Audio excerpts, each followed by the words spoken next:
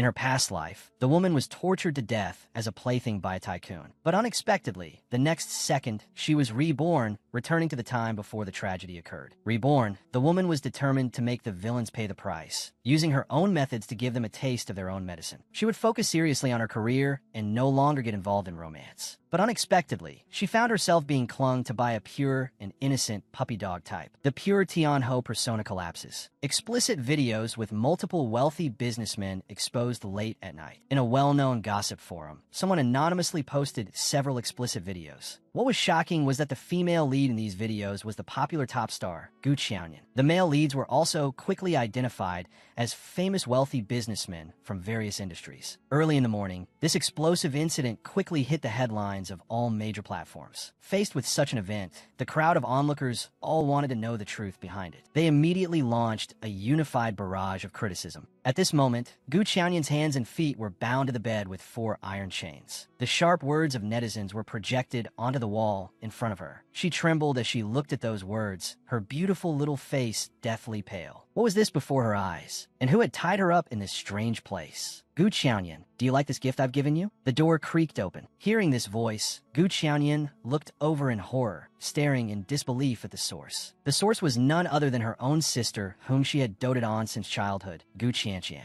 Gu Qianqian's smile was exceptionally sinister. Gu Qianyan, even now, you still think it was mom and dad who did this to you, don't you? Wrong, it was me. Gu Qianqian continued. That night 3 years ago, you thought you were drunk. No, it was me who drugged you. I personally took you there. I was also the one who called President Jean over to that room. Gu Qianyan couldn't accept it at all. She questioned loudly. I took care of you since we were little, treated you with meticulous care, and protected you. Why would you do this to me? Why? Gu Qianqian grabbed Gu Qianyan's chin, gnashing her teeth in hatred. You ask why? Because you're not mom and dad's biological child at all. You're just a money-making machine they abducted. Back then, to abduct you, my parents personally killed your parents. But all of this is about to end. By tomorrow, you will no longer exist in this world. She gritted her teeth, pinned down Gu Qianyan, and plunged the syringe in her hand into Gu Qianyan's arm. Then, 2 burly men walked in and forcibly dragged Gu Qianyan out. She knew that under the drug's influence, she would be at the mercy of those people to trample on. The people she loved most had all betrayed her. Instantly, her heart turned ice cold. The next second, Gu Qianyan suddenly turned her head and said, Qianqian, if I die, will this carnival end? As she spoke, she used the last of her strength to push aside the burly man next to her and stood on the deck. The carnival has already begun. If I die, they will just find a replacement. Guess who that replacement will be? It will be you, Gu Qianqian.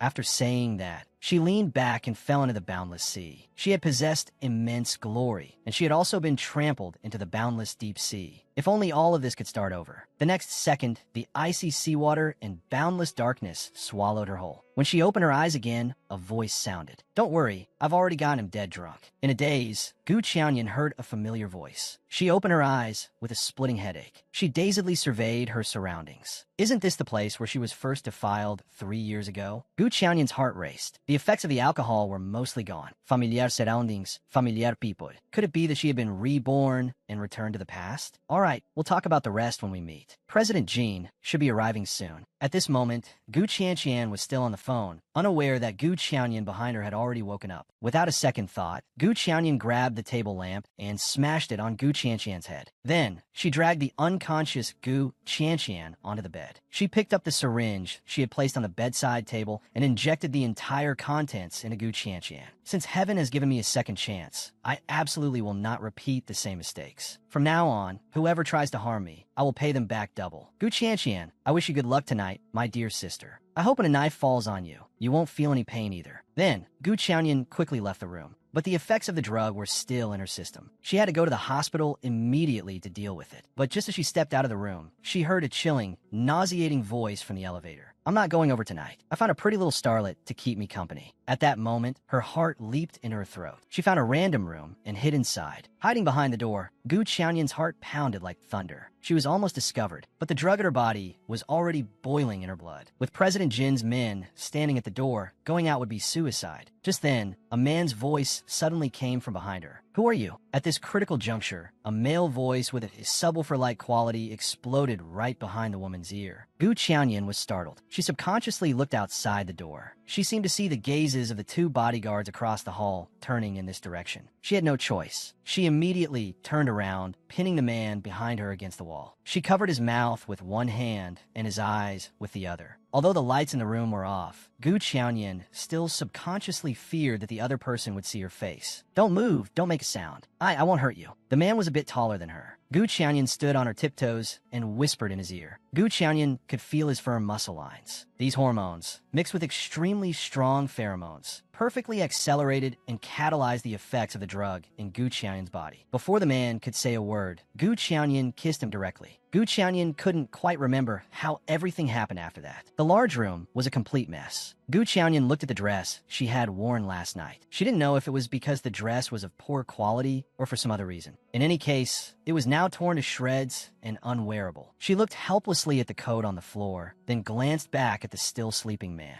A moment later, Gu Qianyan wrapped herself in a large coat. To avoid taking any of the man's belongings, she rummaged through the pockets and found only a business card. In the faint light, Gu Qianyan saw clearly. Printed on it was a half-naked and alluring pretty boy. Next to it was the name Diamond Baby. Below was a phone number, and under the number was a line of small text, "At your service, body and soul." She swallowed hard and glanced at the man on the bed again. So this is what he does for a living. But he seemed quite stern at the beginning of last night. Could he be new to the business? Gu Qianyan thought for a moment. If he's a professional, then things are simple. Just pay after the service is done. There won't be any other entanglements. Gu Qianyan didn't dare to linger. She just sighed with some emotion and walked straight to the door. Not long after Gu Qianyan left, the man on the bed woke up. He sat up, his brows tightly furrowed. He raised his hand and tore off the hairband tied over his eyes. He looked around. Just as Gu Qianyan had expected, he was indeed an exceptionally handsome, top-tier dreamboat. The mess in the room triggered the chaotic memories of last night in the man's mind. His brows furrowed even tighter. His gaze suddenly turned cold. Where did that woman go? His gaze finally landed on the bedside table. He reached out and picked up the earrings and the note Gu Qianyan had left. "Hello, Mr. Diamond Baby. These earrings are your payment. Also, you ripped my dress, so I couldn't wear it. From now on, our transaction is settled. We owe each other nothing." Gong Yi's face instantly darkened. What the hell is Diamond Baby? The next second, he saw the business card placed next to the earrings and the note. Gong Yi was so angry he laughed. Who would have thought that he, Gong Yi, would one day be earning money with his body? He immediately picked up the phone and told his assistant to find out this woman's identity. He finally learned that the woman was the film queen, Gu Qianyan. After a whole night of torment, Gu Qianyan at one point thought she was going to die. Gu Qianyan watched from a distance, thinking that after today, Gu Diheo and the others would definitely find out that the person who had relations with President Jean wasn't her. At that point, they would surely try to find ways to come after her again. The people around her were also sent by that couple to monitor her. To completely break free from them, she had to get rid of them all and replace them with her own people. Recalling her past life, only her assistant, Zhou Zhou, was the one person who genuinely helped her. Perhaps he could be of use. As she spoke, Gu Qianyan picked up her phone and called Zhou Zhou. "Zhou Zhou, are you home? I'm coming over to find you now." Then, she explained the situation clearly. Zhou Zhou was furious. They're really despicable. It's one thing to give you bad scripts for money, but now they're actually drugging you and doing such a filthy thing. Gu Qianyan looked at Zhou Zhou, her gaze becoming incredibly determined. "Zhou Zhou, I've seen their true colors completely. I don't want to be controlled by them and be a money-making machine anymore. So, I've decided to break free from their control immediately." Zhou Zhou was stunned for a moment. "That won't be easy. Have you thought it through?" Gu Qianyan looked at him. "Easy or not, I have no way out. Between them and me, it's either they die or I do." Gu Qianyan's attitude was resolute. Next, Zhou Zhou asked what they should do now. Gu Qianyan said, "First, let's watch the show." She raised her phone and called her parents. "Dad, is Qianqian with you? I need to talk to her." She's not answering her phone. The father was clearly stunned when he answered the phone. Why was Gu Qianyan's voice coming from the other end? Who is in there? After the father and mother exchanged a look, they pulled open the curtains and saw that it was their biological daughter, Qianqian. Gu Qianyan hung up the phone and said to Zhou Zhou, "They know now. The person last night wasn't me. It's time for me to go over and see their miserable faces." Then she left Zhou Zhou's home. Gu Qianqian lay numbly on the hospital bed, her eyes staring blankly ahead, letting Zhang Yumei cry and curse her heart out beside her. Her mind was filled with one thought. Why had things turned out this way? According to her plan, the one lying here now should have been Gu Qianyan. "Mom, how's Qianqian?" Just then, Gu Qianyan arrived fashionably late. The moment she heard Gu Qianyan's voice, her sister immediately rushed forward. She screamed like a madwoman, "I'm going to kill you." Gu Qianyan dodged nimbly, and Gu Qianqian lunged at empty air. Then she fell flat on her face in a sorry state. "Oh, Qianqian, are you alright?" Zhang Yumei and Gu Diheo immediately rushed over in a fuss to help Gu Qianqian up. "It was Gu Qianyan who harmed me. She must have been the one who knocked me out last night and made me take her place. Gu Qianqian looked at Gu Qianyan with hatred. Gu Qianyan, you have such a venomous heart. Qianqian, I don't understand what you're saying. On my way here, I heard that you sold Qianqian to get Mr. Jin's 300 million investment. Is that true? Also, she keeps talking about taking my place. He had exhausted all his efforts to get this investment. Now, he was finally about to get it. But that was because President Jin thought the person with him last night was Gu Qianyan. If he found out it wasn't Gu Qianyan, this 300 million would likely go down the drain. Gu Diheo's mind raced, and he quickly came up with a solution. He had worked so hard to get this 300 million. Giving it up was definitely not an option. Actually, Mr. Jin mistook your sister for you. He thought he had forced you. He only agreed to sign this investment agreement as compensation. Gu Diheo's expression was grave. Qianyan, that President Jin is not someone to be trifled with. Mom and Dad can't afford to offend him. We've already taken the money. If he finds out later that the person with him last night wasn't you, he definitely won't let our family go. So, just pretend that person last night was you. From now on, you will continue to serve President Jin. All right? Gu Qianqian gnashed her teeth, hatred churning violently in her eyes. You and Mom and Dad have been so good to me. It's time for me to repay you. Gu Qianyan lowered her eyelids. Her long eyelashes concealed the unfathomable meaning in her eyes. You can make the arrangements with President Jin. Don't worry, I definitely won't disappoint you. Gu Diheo immediately breathed a huge sigh of relief. Good girl. Dad knew you were the most sensible. Gu Diheo said lovingly. Listening to this, Gu Qianyan's stomach churned. It was sickening. In her past life, it was because of this love that she walked step by step into a fiery pit. But now, looking at Gu Diheo's love, it was fake and perfunctory. Even a fool could see his insincerity. How could she have trusted them so much before? Dad, you must have been worrying a lot about me recently. You've even got white hair. Gu Qianyan said, reaching out and plucking a strand of hair from Gu Diheo's head. Ouch! Gu Diheo cried out in pain. Did I pull too hard? I am sorry, Dad. Gu Qianyan looked helpless.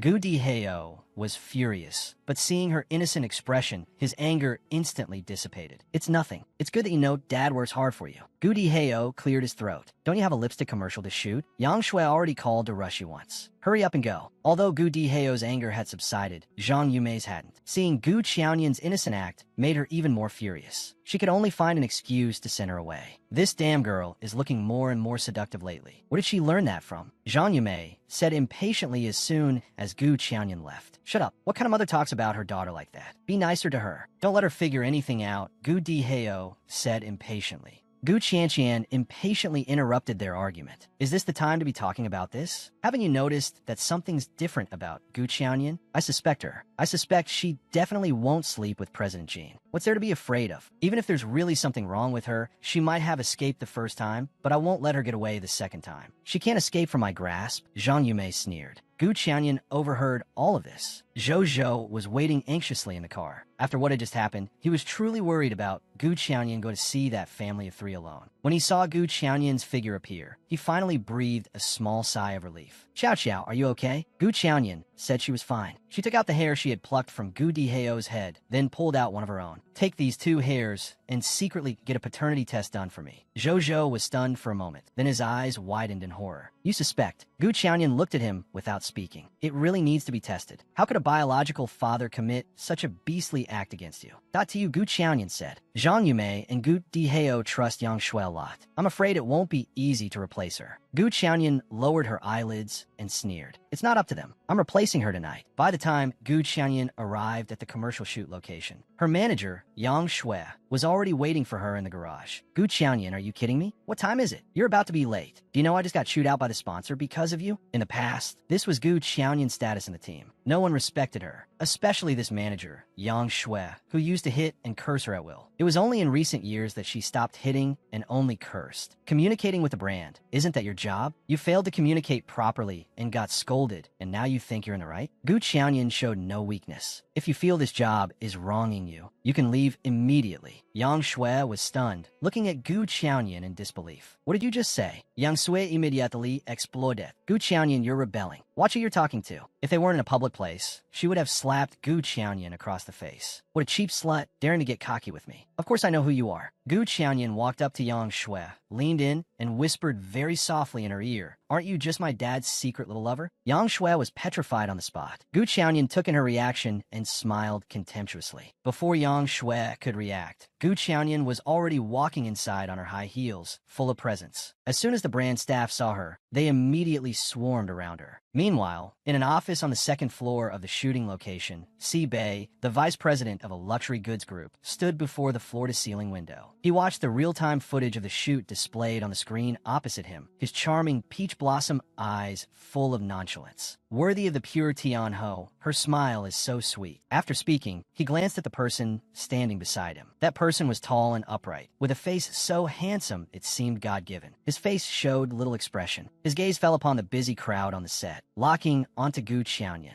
Bei raised an eyebrow and asked, Gong Yi, where were you yesterday? You didn't even answer your phone. Gong Yi showed no reaction, merely clenching the diamond earrings in his palm subconsciously. Brother Gong Yi, look at your little sweetheart, too. At this moment, a man who had been lounging on the sofa suddenly sprang up, pounced at Gong Yi's feet, and hugged his long legs. I've already bankrupted 3 companies. My dad said if I fail again this time, he's going to marry me off to an African chief's daughter in exchange for a diamond mine. Brother Gong Yi, please save me. Yin Chengxing wailed. Brother, save your little sweetheart, brother. Gong Yi spoke unhurriedly. Hiregu Kiaonyin. If you can sign her as a mentor, my video platform will heavily promote your show next season. Also, I'll join your show as a contestant. The two of them were momentarily stunned, looking at Gong Yi in horror. On the other side, the shoot didn't end until the early hours of the morning. Xiao Qiao had ordered a late-night snack early on, and it was delivered right after the shoot ended. When the bill was presented to Yang Shui, her face turned green. Gu Qianyan. Then, she cordially greeted the staff and followed Yang Shui to the dressing room. As soon as they entered, Yang Shui immediately closed and locked the door. Gu Qianyan, have you gone mad today? You just spent over 10,000 of my money. It's my money. What are you so anxious about? Gu Qianyan retorted nonchalantly. Compared to the money my dad secretly spent on you, what's this little bit? Yang Shui instantly exploded. Yang Shui, my mom went through thick and thin with my dad. She treated you like her best friend, but you secretly got together with her husband behind her back. She was so good to you. You can't be so heartless. Stop being the other woman. Leave my father. I can give you a lot of money. I'm begging you, don't hurt my mother. Don't destroy our beautiful, happy family. Gu Qianyan clutched her slapped cheek, watching as Yang Shui's initial arrogance vanished completely. Tears instantly rolled down her face. Every word was heart-wrenching, suppressing the shame and anger in her heart. Yang Shui stared at Gu Qianyan and sneered. Gu Qianyan, get it straight. It's your dad who's crazy about me. He's the one who can't leave me. Let me be honest with you. Gu Diheo stopped loving Zhang Yume long ago. She's old and fat. How could she compare to me? I won't let you talk about my mom like that. You break up with my dad right now. Immediately, Gu Qianyan was instantly furious. Or else I'll expose your affair. Fine, go expose it. Go ahead right now. Do you have any proof? Who would believe you? Yang Shui raised her hand and arrogantly patted Gu Qianyan's cheek a few times. I'm Zhang Yume's best friend and one of the people she trusts the most. Do you think she'll believe you or me? Gu Qianyan thought for a moment, her face gradually turning pale, as if she were genuinely frightened by Yang Shui.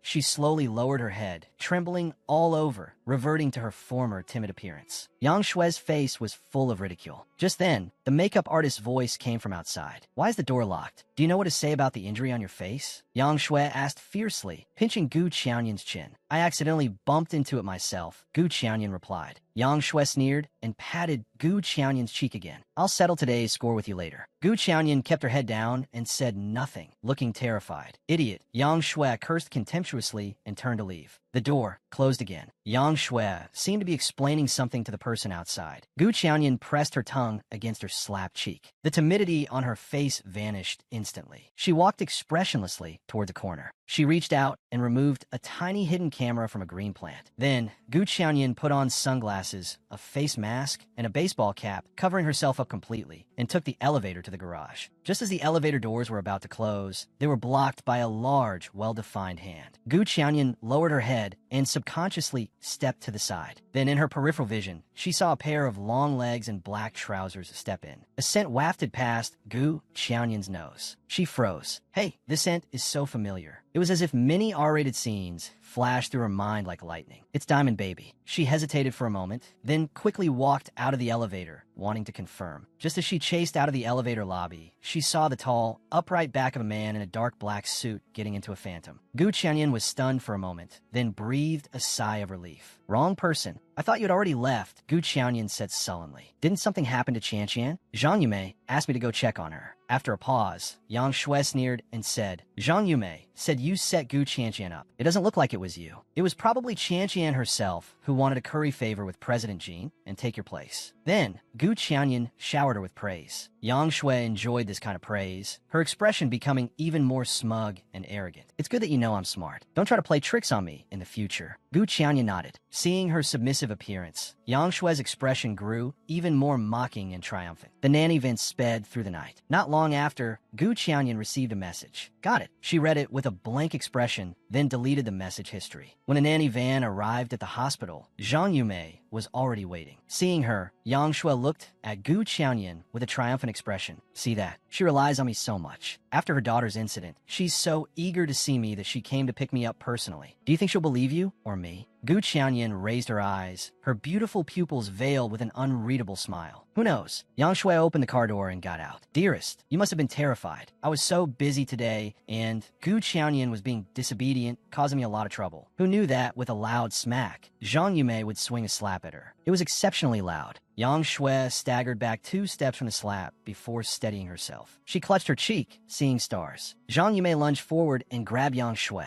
I treated you like a good sister, fed you, clothed you, and you slept with my man. I'm old and ugly, right? You're beautiful, right? I'm gonna beat all the implants out of your body today. Let's see how beautiful you, this plastic surgery monster, can be. I didn't, Yumei. Calm down. Yang Shui was terrified. While dodging Zhang Yumei's slaps, she tried to explain. At that moment, she caught a glimpse of Gu Qianyan sitting in the car, watching her with a playful smile. Yang Shui knew Gu Qianyan must have done something. She quickly shouted it was her. I didn't say that. She's lying. I treat Qianqian like my own daughter. How could I say that about her? Gu Qianyan, what are your intentions in framing me like this? Yang Shui cried out. The mother didn't think her daughter had the brains for this. If it weren't for the fact that someone had been interviewed in that dressing room earlier and left a camera behind without removing it, and this person happened to be the mother's friend. After seeing the video, he immediately sent it to the mother. With that, Zhang Yumei slapped Yang Shui a few more times. Then, completely enraged, her eyes red with anger, she grabbed Yang Shui's hair and shoved the phone right at her face. She played a video. This video was none other than everything that had happened in the dressing room a short while ago. In the end, Yang Shui was beaten to the ground. As she left, Gu Qianyan let out a soft laugh. Is this the trust you were talking about? After watching the video, Zhang Yumei clearly hadn't expected that the timid Gu Qianyan, who usually didn't even dare to breathe too loudly, would actually negotiate with Yang Shui to protect her. When did you find out these two animals got together? Zhang Yumei asked. The last time I went to Europe for a magazine shoot. I ran into them in the restroom. I was afraid you'd be heartbroken if you found out. So I went to find Sister Yang, hoping to persuade her to leave Dad before you found out. Gu Qianyan was like a child who had done something wrong, her voice getting lower and lower. Also, I'm a little worried that after that scene just now,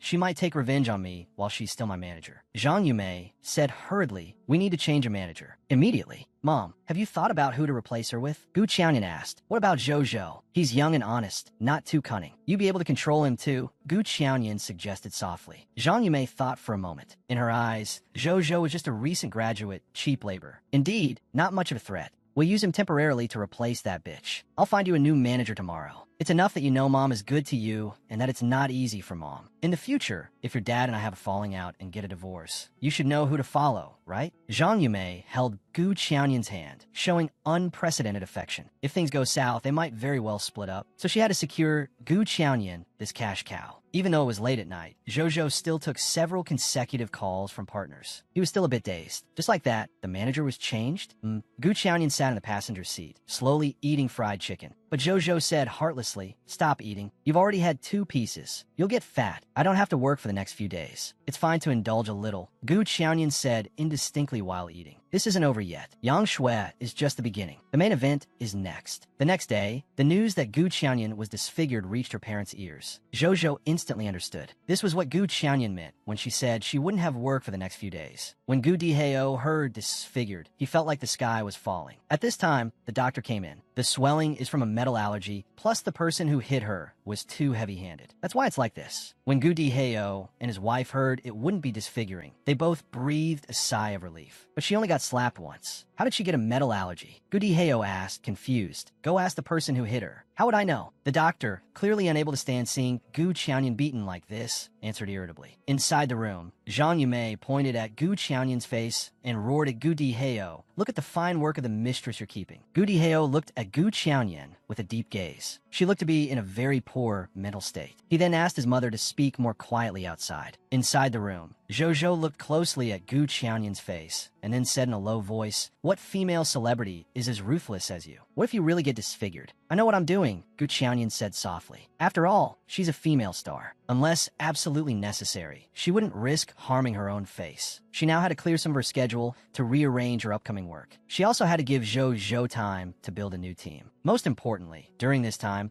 she had to act swiftly and decisively to deal a heavy blow to her black-hearted parents and their family. A blow so heavy that they wouldn't be able to cause trouble for her for a short time. As soon as she finished speaking, her phone vibrated. Zhou said, "It's that talent show again. I've already clearly rejected them twice. A boy band talent show is such an old-fashioned thing." Zhou shook his head. "It says it's airing on Huanying next quarter. I think we should just reject it directly." "Produced by Huanying?" Gu Qianyan was shocked. She said decisively, "This will be a hit. Not only will it be a hit, but this batch of contestants will also produce a top-tier celebrity and several energetic artists, nourishing more than half of the entertainment industry." Among them were two artists that Zhou would later manage, as well as the scumbag Yu Wei who betrayed her in her past life. Zhou looked at Gu Qianyan blankly. Gu Qianyan thought for a moment and said, "Since we decided to break free from them, it's time to overturn the pure Tianho persona. This variety show is an excellent opportunity, but there are a few small conditions." Then, Zhou took the other party's call and said she couldn't be an idle mentor. She wanted to participate in the recording as a producer. "There's one more condition. When signing the contract, you must pay us 70 of the fee up front in one lump sum. If you can accept these two conditions, we can sign the contract immediately." Zhou said this, bracing himself, but the other side agreed in one go. Yin Changsheng had no idea that his excessive excitement had already aroused the suspicion of the human peach. After he hung up, he immediately told Gong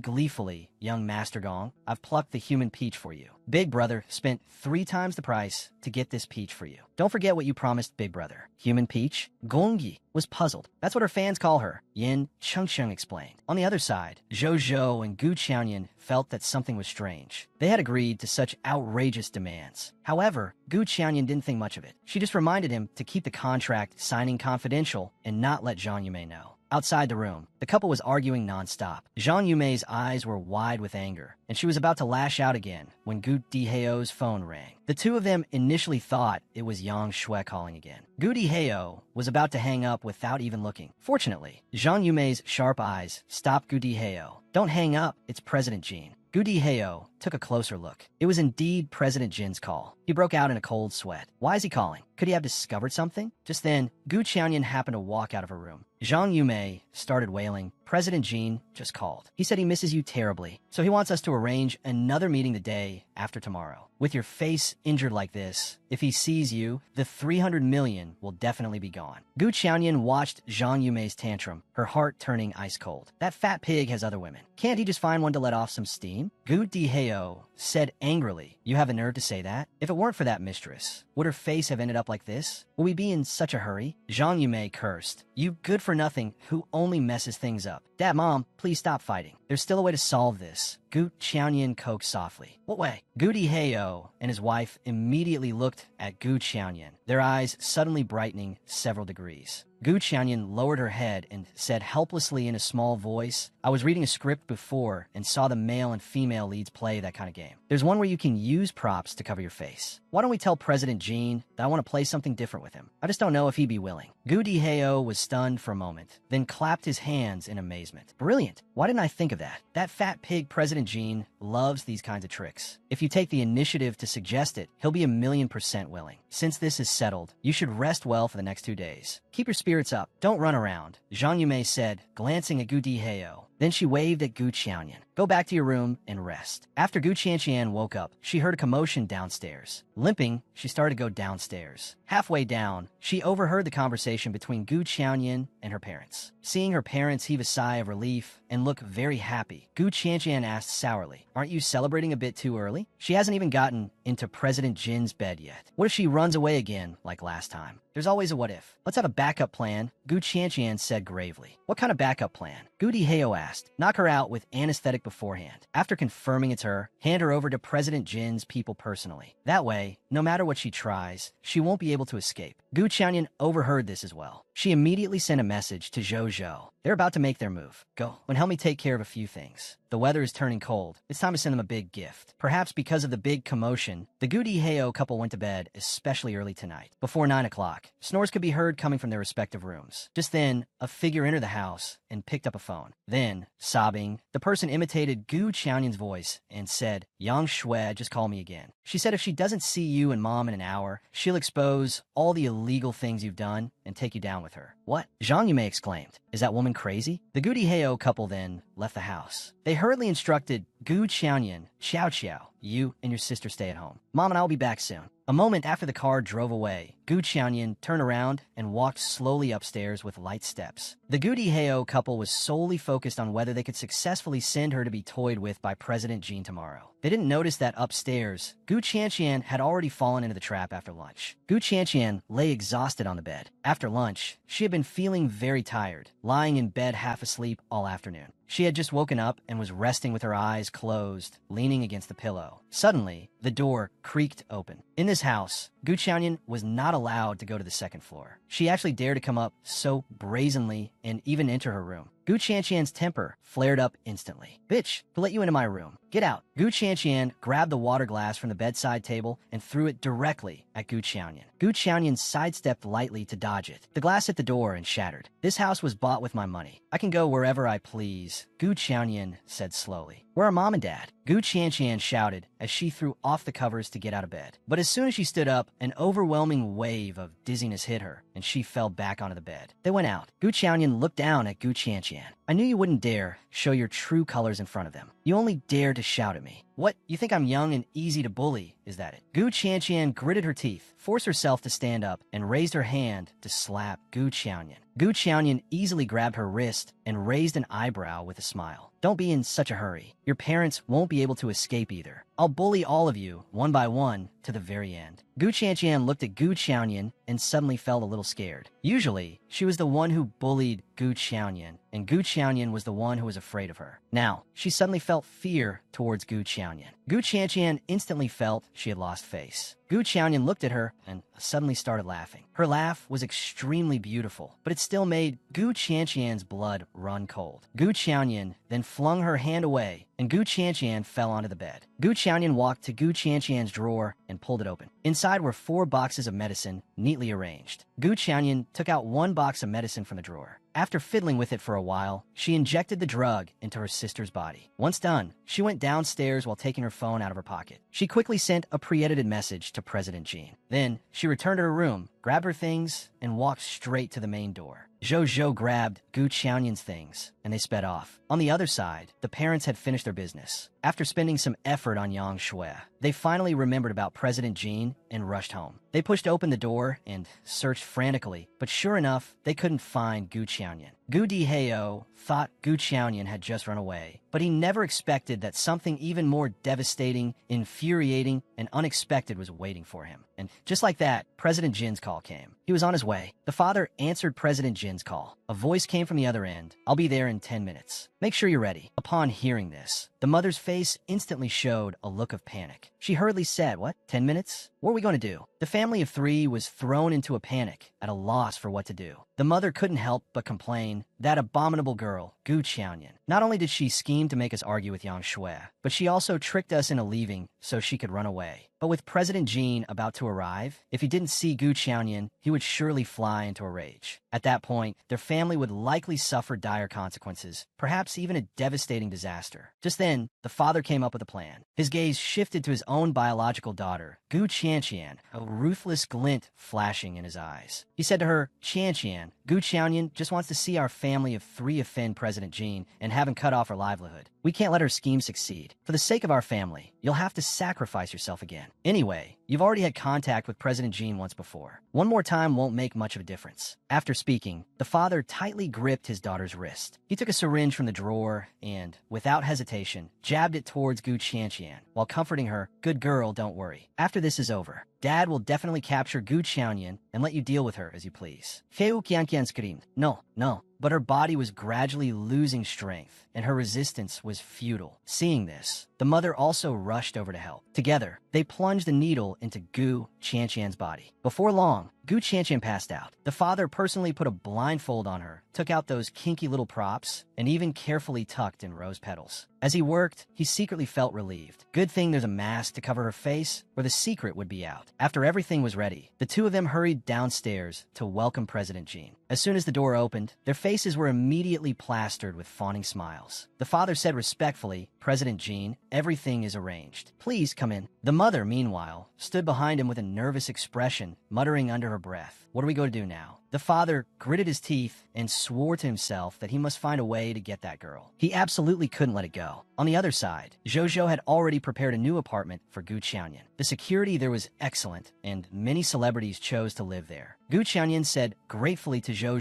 "Zhou, thank you for your hard work." Zhou replied, "It was no trouble. Your timing was perfect. Over the past few days, I've managed to reset all the bank cards and the studio account passwords. They don't have a single car in their hands now. They won't be able to use or exploit you anymore. But now that you've left like this, what kind of reaction do you think they'll have?" Gu Qianyan's lips curved slightly into a faint smile. She said, "They'll probably have to make a difficult choice between the 300 million investment and their daughter." Then she said to Zhou, "Tomorrow morning, I'm going to Dr. Chen's to have my wound checked. Leak my whereabouts half an hour in advance." Zhou was very surprised to hear this. With a puzzled look, he said, "Shouldn't we be trying to hide as much as possible right now? Why would we proactively leak our location?" Gu Qianyan gently patted Zhou's shoulder and explained with a smile, "Hiding is so boring. Just wait and watch the good show tomorrow. See how I make a beautiful comeback against the odds." The next day, Gu Qianyan arrived at the hospital. She was chatting warmly with Dr. Chun, saying gratefully, "Dr. Chun, thank you for always taking care of me. You were the one who treated my injuries before." However, just then, her parents rushed over, shouting Gu Qianyan's name loudly. Seeing them, Gu Qianyan immediately put on a pitiful act, clinging tightly to Dr. Chen's arm and pleading in a tearful voice, "Dr. Chun, save me." The moment Gu Qianyan saw the two of them, she hid behind Dr. Chun with a terrified expression, her body trembling. "I have nothing to do with you anymore. You can have the house and the cars. I'm not asking for anything. Just let me go," Gu Qianyan said in a tearful voice. Gu Diheo was stunned for a moment, then flew into a rage. "Let you go? We'll talk about that after you're dead. While I still have some patience. Get over here now. Don't go too far." Dr. Chin scolded, "This is none of your business. We're disciplining our daughter." Zhang Yumei lost her patience and shouted as she lunged to grab Gu Qianyan. Dr. Chin raised his hand to block her, and his hand was instantly scratched by Zhang Yumei, drawing blood. Seeing this, Gu Qianyan asked anxiously, "Dr. Chun, are you all right?" "Shrew, unreasonable shrew." Dr. Chun was a skilled physician and quite well known locally. Usually, every patient treated him with respect. Being suddenly scratched by Zhang Yumei, he became furious. He shouted loudly, "Security? Where's security? Call the police. Call the police immediately. Arrest these two people for me." "Dr. Chun, don't." Gu Qianyan started to plead. "Miss Gu, since you've already decided to break away from these two, don't be soft-hearted towards them anymore," Dr. Chin said, looking disappointed in her. "I know. I'll talk to them one last time." Gu Qianyan looked at the Gu Diheo couple. "Don't shout in front of Dr. Chun. He's a good person. If you have something to say, let's go over there. Let's make things clear once and for all today." With that, Gu Qianyan walked directly to a quiet corner behind the clinic. Dr. Chin looked very worried. The Gu Diheo couple sneered at him and hurried after her. "Gu Qianyan, you're quite the actress. You think finding some third-rate doctor to protect you will make you free?" Zhang Yumei said, gritting her teeth. "By my calculations, it should be almost over on Qianqian's end. Aren't you going back to see if she's dead or alive? What's the use of wasting your breath on me?" Gu Qianyan's previous fragility vanished, her eyes and words filled with mockery. "Bitch, how dare you say that?" Zhang Yumei said, about to strike. Gu Diheo held her back. "Why are you so angry? Weren't you the ones who sent Gu Qianqian to be toyed with by President Jean last night?" Gu Qianyan's face was full of ridicule. "Who would have thought you'd be so shameless for money that you wouldn't even spare your own daughter?" Gu Diheo's face was flushed red with anger. He suppressed the urge to strangle Gu Qianyan. "Gu Qianyan, I'll say this one last time. Come back with me immediately. Don't force me to use extreme measures." "What extreme measures do you want to use? What extreme measures can you use? Those thugs you hang out with every day or President Jean?" Gu Qianyan sneered, looking as if she didn't take Gu Diheo seriously at all. "Do you dare to go to President Jean? Do you dare to let him know you used a fake Gu Qianyan to scam him out of 300 million? Gu Diheo, stop bluffing in front of me. I'm not scared at all. With this time, you'd be better off going home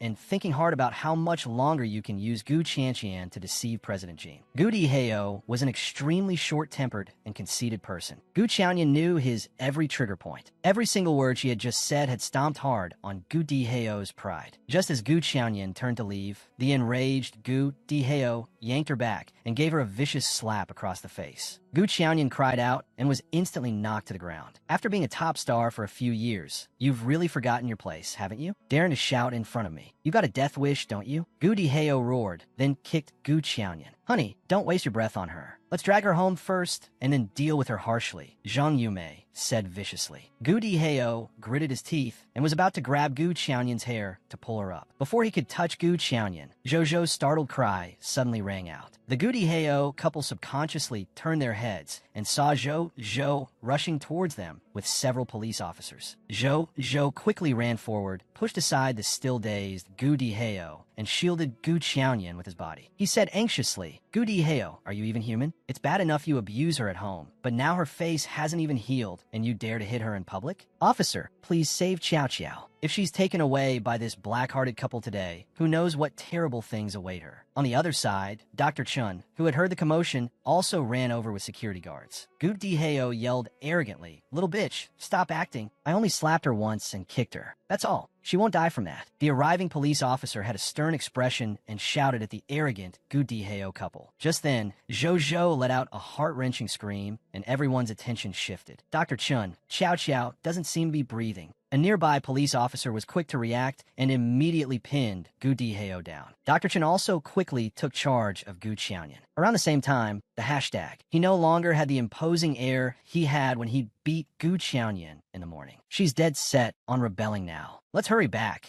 get her cards and passbooks, and transfer all the money and investments in her name to our own. However, bad news soon came crashing down like a boulder from the sky. The Gu Diheo couple rushed home, only to be confronted by President Jin as soon as they walked in the door. Zhang Yumei gasped. The two of them had been played for fools by Gu Qianqian, completely forgetting about the situation at home. They saw Gu Qianqian, her face bruised and swollen, her body covered in bruises, almost completely naked and tied with ropes to a chair like an animal. The Gu Diheo couple looked in the direction of the voice, and in an instant felt their insides twist in terror. They saw the fat-headed, big-eared President Jin, every fold of flesh on his face highlighting his fury. Gu Diheo, I gave you face and spent 300 million to buy Gu Qianqian, and you have the audacity to trick me with an imposter. President Jin roared, having clearly discovered that the person he slept with last night was not Gu Qianqian at all. In his fury, President Jin had given the imposter a brutal beating, then tied her up and threw her in the living room, waiting for Gu Diheo to return. President Jin, there's a misunderstanding. Please let me explain. Gu Diheo, so scared he almost wet his pants, said urgently as he groveled on the floor. Explain? How do you want to explain? Do you know how much face I've lost because of this? Without another word, President Jin grabbed a nearby table lamp and smashed it directly at Gu Diheo. Gu Diheo couldn't even dodge, and his head was split open. This is all Gu Qianqian's doing. She hates us for not treating her well, so she deliberately pretended to like you. Hemi set things up and then slipped away when we weren't looking. Her sister took her place, all to make you misunderstand and think we were tricking you. She wants to use your hand to get rid of our family of 3. President Jin, you're a smart man. Think about it carefully. With your status, how would I dare to deceive you? Gu Diheo cried out hoarsely. President Jin gritted his teeth, his expression softening slightly. Thinking about it, it seemed Gu Diheo really had no reason or guts to do such a thing. President Jin, what my husband said is all true. Have you seen the news online today? This is her revenge on us. Before we came back, we were even taken to the police station. We were almost locked up. Zhang Yumei also cried out. I suppose you don't have the guts to trick me, President Jin said with a cold laugh. Zhang Yumei hated Gu Qianqian to the bone. She no longer cared what would happen to her family of 3. All she could think was that even if she died, she had to drag Gu Qianqian down with her. She swallowed hard, then said to President Jin through her tears, this morning, we originally wanted to catch her and bring her back to give you an explanation. But who would have thought? Gu Qianqian opened her mouth and said many nasty things. She insulted you, saying you were a toad lusting after a swan's flesh, that you were not worthy of her at all. My husband got furious after hearing that, which is why he hit her. A toad lusting after a swan's flesh? President Jin's fat hand slowly clenched into a fist. The flesh on his face twitched, and his eyes grew even more sinister and frightening. Yes, and she said many other awful things that I don't dare repeat in front of you, Zhang Yumei said, wiping her tears. I never thought she was this kind of person, using you to get rid of our family on one hand, while looking down on you and trampling on you on the other. Shut up. President Jin was extremely concerned with his pride. He knew he wasn't good-looking and had been rejected by women often before he got rich. After making his fortune, he had enough confidence to specifically seek out those seemingly unattainable women to play with. She says I'm a toad, lusting after a swan's flesh? I'll pluck this swan's feathers bare right now and see what she has to be proud of. After President Jin finished speaking, he furiously kicked over the coffee table in front of him. On the other side, after Yin Changchang signed Gu Qianyan, he was acting as if he was on steroids. His phone started vibrating endlessly next to his ear. It's bad. Her reputation has really collapsed. Gu Qianyan was hospitalized due to domestic violence. I heard she's still unconscious, and they're trying to save her. I saw the video of her being abused. It looks like her face was disfigured too, the assistant on the other end of the line said in horror. Yin Chengsheng sobered up instantly. What a beast. Yin Chengsheng was a young master who had a soft spot for beautiful women. He couldn't stand seeing a young lady being beaten like that and instantly blew up. He then immediately forwarded the video to Gong Yi and sent a message. Gu Qianyan was beaten by her dad and is in the hospital. Gong Yi replied immediately, hospital entrance in 5 minutes. The two of them arrived at the hospital room and lured Zhou Zhou away, allowing Gong Yi to successfully enter the room. He saw Gu Qianyan's small face, bruised and swollen. Just as Gong Yi was leaving, Gu Qianyan woke up. She was suddenly in a daze. A blurry image faintly appeared in her mind. She was lying in a hospital bed, and a tall man was standing by her side, silhouetted against the light. After Gong Yi came out, he decided to investigate this matter thoroughly. Inside the hospital room, Zhou Zhou rushed in again, shouting, "This is bad. Zhang Yumei is up to her tricks again." It turned out Zhang Yumei had posted a new video, tearfully accusing Gu Qianyan of being heartless. She talked about how well they had treated her since she was a child, how they had raised her, only for her to frame them for money, bully her sister, and beat her sister black and blue. Of course, the battered sister also made a brief appearance. The bruised and swollen Gu Qianyan lay on a hospital bed, with not a single patch of unblemished skin visible on her body. As soon as this video was released, it was like another bomb dropped into a lake, causing a massive explosion. The direction of public opinion online changed dramatically in an instant. But Gu Qianyan had no reaction. She just looked out the window at the sunny day and said unhurriedly, they're about to have their faces slapped. A moment later, Gu Qianyan appeared at the entrance of the police station in a wheelchair, accepting interviews from numerous media outlets. After leaving the hospital, Gu Qianyan went straight to the police station. This move truly shocked the reporters and paparazzi who were following her. About 10 minutes later, Gu Qianyan finally came out of the police station. This time, she didn't avoid everyone's gaze as she had before. First of all, I'm very sorry. My family's affairs these past 2 days have caused a lot of trouble for everyone, Gu Qianyan said after a slight bow. This afternoon, my mother posted a video on social media accusing me of violently harming my sister. First, I want to deny her accusation. Second, I am very scared and confused as to why my sister was injured so badly. So, after seeing the video, I immediately rushed to the police station and officially filed a police report as the victim's older sister. As soon as she said this, the entire crowd was in an uproar. Previously, everyone had been discussing in private, wondering why Gu Qianyan hadn't come out to explain. No one expected her to be making big moves quietly and choosing to go straight to the police. Qianyan, is there anything you want to say about the issues between you and your parents? A reporter immediately asked. I'm sorry, we won't be responding to this matter for the time being. Everyone has worked hard these past few days. Next, Xiao Qiao will go home to continue recovering. The police have already opened a case regarding Xiao Qiao's sister's matter. Let's all just wait for the investigation results. After Zhou Zhou finished speaking, he pushed Gu Qianyan into the car. Inside the van, Zhou Zhou was still marveling at Gu Qianyan's beautiful counterattack. That black-hearted couple probably never would have imagined in a million years that you would go straight to the police. Gu Qianyan didn't speak, just closed her eyes to rest for a moment. Then she asked, has the paternity test result come out yet? Oh my god, these past few days have been like a war. I completely forgot about it, Zhou Zhou said, slapping his forehead. I received a lot of packages these 2 days. It should have arrived. Gu Qianyan nodded, her gaze turning to the window. It was just as Zhou had estimated. After the Gu Diheo family of 3 watched the video, they were all stunned. How dare she? Zhang Yumei was so angry she clenched her fists tightly, her nails nearly digging into her palms and drawing blood. Qian ended up like this because of her. Is she really not afraid of me, fighting her to the death? As soon as Zhang Yumei's words fell, Gu Diheo stood up and gave her a resounding slap. You still dare talk? This is all because you're stupid listening to that trash PR advice. Fight to the death? How are you going to fight her to the death? Gu Diheo pointed at Zhang Yumei's nose and cursed loudly. But Zhang Yumei remained relentless, clearly determined to fight to the bitter end. She thought it over and over, still feeling extremely unwilling to give up. Honey, I can't swallow this. If all else fails, let's hire a hitman to get rid of Gu Qianyan. That won't work. That old lecher, President Jean, is clearly still interested in Gu Qianyan. If she dies, what about my 300 million? Gu Diheo immediately rejected this crazy idea. We can't say this, we can't do that. What should we do if the police come knocking? Zhang Yumei asked in a panic. Gu Diheo lowered his eyelids, thought for a long time, and then slowly said, You're the one who caused this mess. You'll have to be the one to take the fall. Me? Zhang Yumei's face stiffened. In the end, Zhang Yumei actually chose to turn herself in, claiming she was the one who beat Gu Qianyan.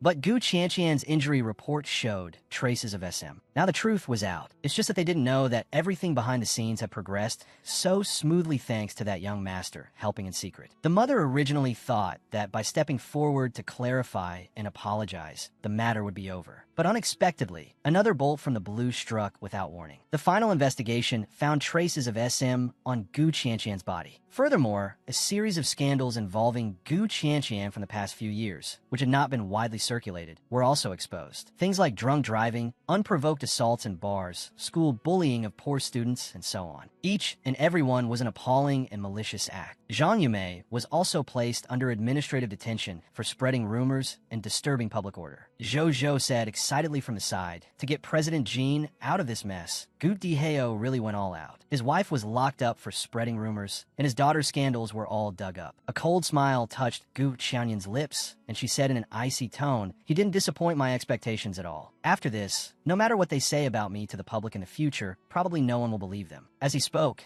Zhou stood at the dining table holding a document, his expression grim. He then handed the report to Gu Qianyan. Gu Qianyan took it with a blank expression. She pulled it out to look. When she saw the words, the sample is not the biological father of the sample, a piercing pain shot through her temples. You're not my parents' daughter at all. They abducted you from the mountains. Your biological parents even found out, so they just killed them and buried them in a ditch. I wonder how they felt watching you sell your body and soul for all these years, making money for your enemies. In her past life, Gu Qianyan's hideous smile and shrill voice replayed like a nightmare in Gu Qianyan's mind. Anger and hatred, like a surging tide, threatened to completely engulf her in an instant. The next second, Gu Qianyan grabbed a crystal glass from the dining table and smashed it forcefully onto the ground. The glass instantly shattered. Zhou flinched in fright, but Gu Qianyan remained immersed in her anger, unable to pull herself out. She hated how foolish she had been in her past life, blinded by so-called kinship, allowing herself to suffer so much pain and torment. At this moment,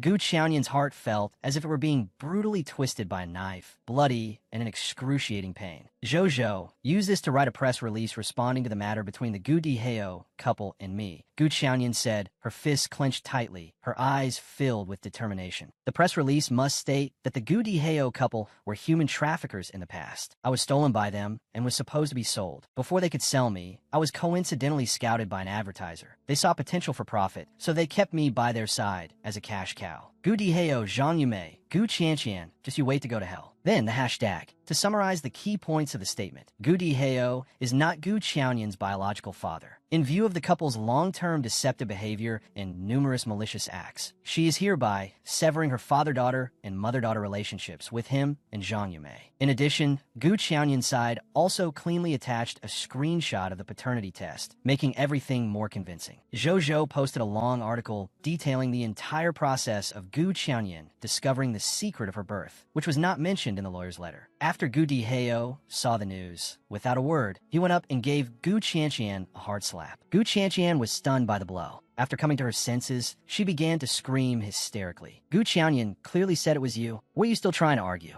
Your mother and I have spoiled you and doted on you since you were a child. How do we end up raising a menace like you? Gu Qianyan, are you her dog? You go wherever she tells you to go. Don't tell me you even want to find Yang Shui to beat her up? Gu Qianqian let out a cold laugh. Her face was covered in injuries, and this laugh made her look particularly ferocious. Gu Diheo's face turned deathly pale. He stood there for a long time, unable to snap out of it. Gu Qianqian started to chuckle. Gu Diheo, haven't you realized it yet? You're just a tool for Gu Qianyan. She's grasped your weakness and pushed things to this point. Gu Diheo's expression grew dazed. He desperately wanted to deny it, but upon careful thought, it seemed the truth was exactly as Gu Qianqian had said. Weren't all the pits he had fallen into now ones he had dug with his own hands? That bitch Gu Qianyan. Gu Diheo stomped his foot in anger. Hot search. I'm going to buy negative hot searches about her right now. Those smear articles Yang Shui wrote. It's a waste not to use them. If she won't let me have an easy time, I'll make sure she can never clear her name. However, after Gu Diheo went through the trouble with gritted teeth, he found that there were no smear articles to be found. The marketing accounts that were originally supposed to publish the articles had, at some unknown point, withdrawn them all. Moreover, they were wiped clean from the entire internet, without a single trace left behind. Gu Diheo was suddenly at a loss, completely out of ideas. I was wondering why Gu Qianyan's methods were suddenly so ruthless and her style so arrogant. So, she's found a capitalist to back her up. As Gu Qianqian spoke, she clenched her fists tightly, her eyes filled with hatred. Call President Jean. I have something to say to him, Gu Qianqian said viciously. Next, a President Jean, full of hatred, was about to make his entrance. Xiao Qiao went with Zhou Zhou to find President Jean. Zhou Zhou had a bad feeling in his gut. He felt that the man had ill intentions, and that something bad would happen if they went. But who would have thought? Xiaoyan was extremely calm. She even said, it's precisely because he has ill intentions that I have to go. Gu Diheo wants to use President Jean to deal with me, but that depends on whether President Jean is willing. Saying this, she quickly reassured Zhou Zhou, telling him not to worry. She also revealed that she had already called many reporters over, thinking they wouldn't dare to easily lay a hand on her. Just as Qianyan was about to get out of the car, Zhou Zhou resolutely declared that he would accompany her. With a determined look, he said,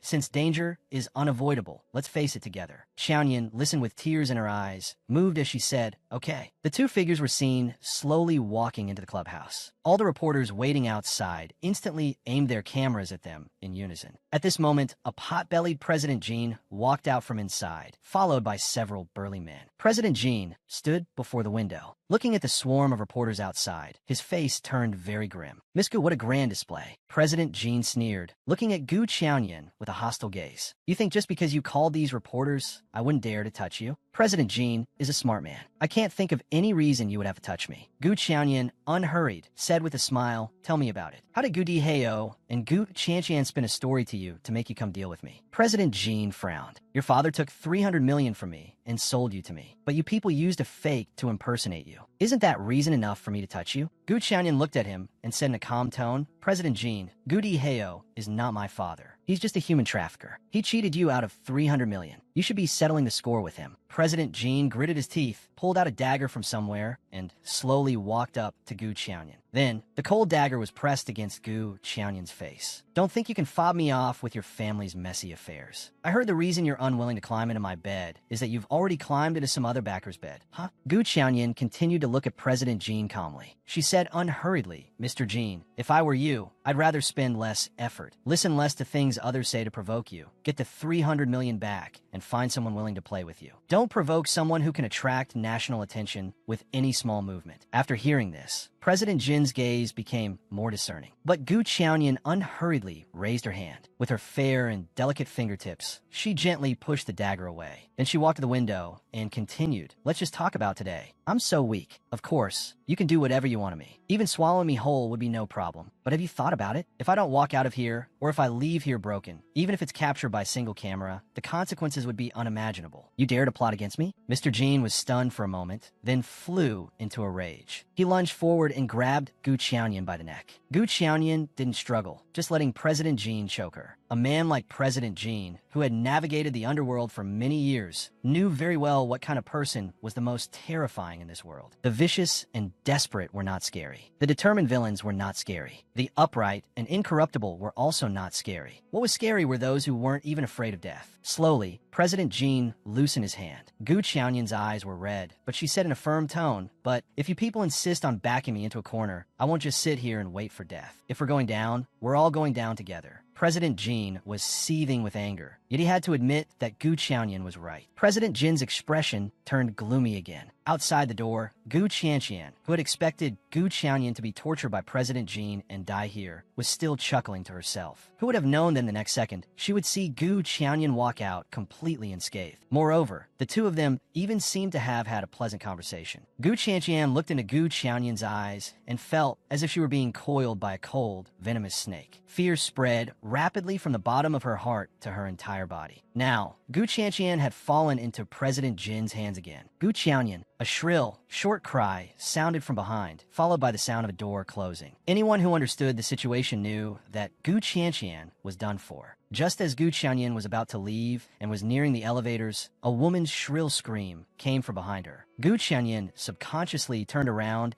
and saw a woman with disheveled hair and clothes running out of a private room behind her. But just as she reached the doorway, a shirtless man who chased her out of the room grabbed her by the hair and dragged her back in. She was still shouting for help. The woman saw Gu Qianyan and screamed at him in despair. "Old Qian, you're losing your touch. How could you let her run away while you were playing?" The moment the private room door closed, the voices of other men and the laughter of at least 3 people could be heard from inside. Once the door was shut, the woman's cries and the men's laughter vanished simultaneously, as if the recent commotion had just been a nightmare. But the oppressive atmosphere lingering in the air was incredibly real. Gu Qianyan's face turned pale, and her breathing became a little difficult. There was a voice from the private room, just now, that she was all too familiar with. It belonged to someone Gu Diheo had also sold her to in the past. "Ah, Chow Chow, let's go." Zhou's expression was also extremely grim. He knew in his heart that they couldn't possibly meddle in this kind of business. Lingering for even a moment longer could land them in bigger trouble. Gu Qianyan and Zhou walked towards the elevator together. At this moment, Zhou, after all, hadn't experienced too many complicated matters. A place like this was undoubtedly as terrifying as hell to him. He was scared to death, his only thought to quickly get Gu Qianyan out of this place of trouble. Ding! The elevator arrived. "Chow Chow, let's go," Zhou urged anxiously. "I didn't come back to live like this." Gu Qianyan looked at Zhou and said this sentence that left him completely baffled. Before Zhou could come to his senses, Gu Qianyan suddenly turned around and, with a determined gaze, walked toward the fire alarm box opposite the elevator. "Chow Chow." Zhou instantly got goosebumps all over and immediately rushed out of the elevator. Smash! Before Zhou could run over,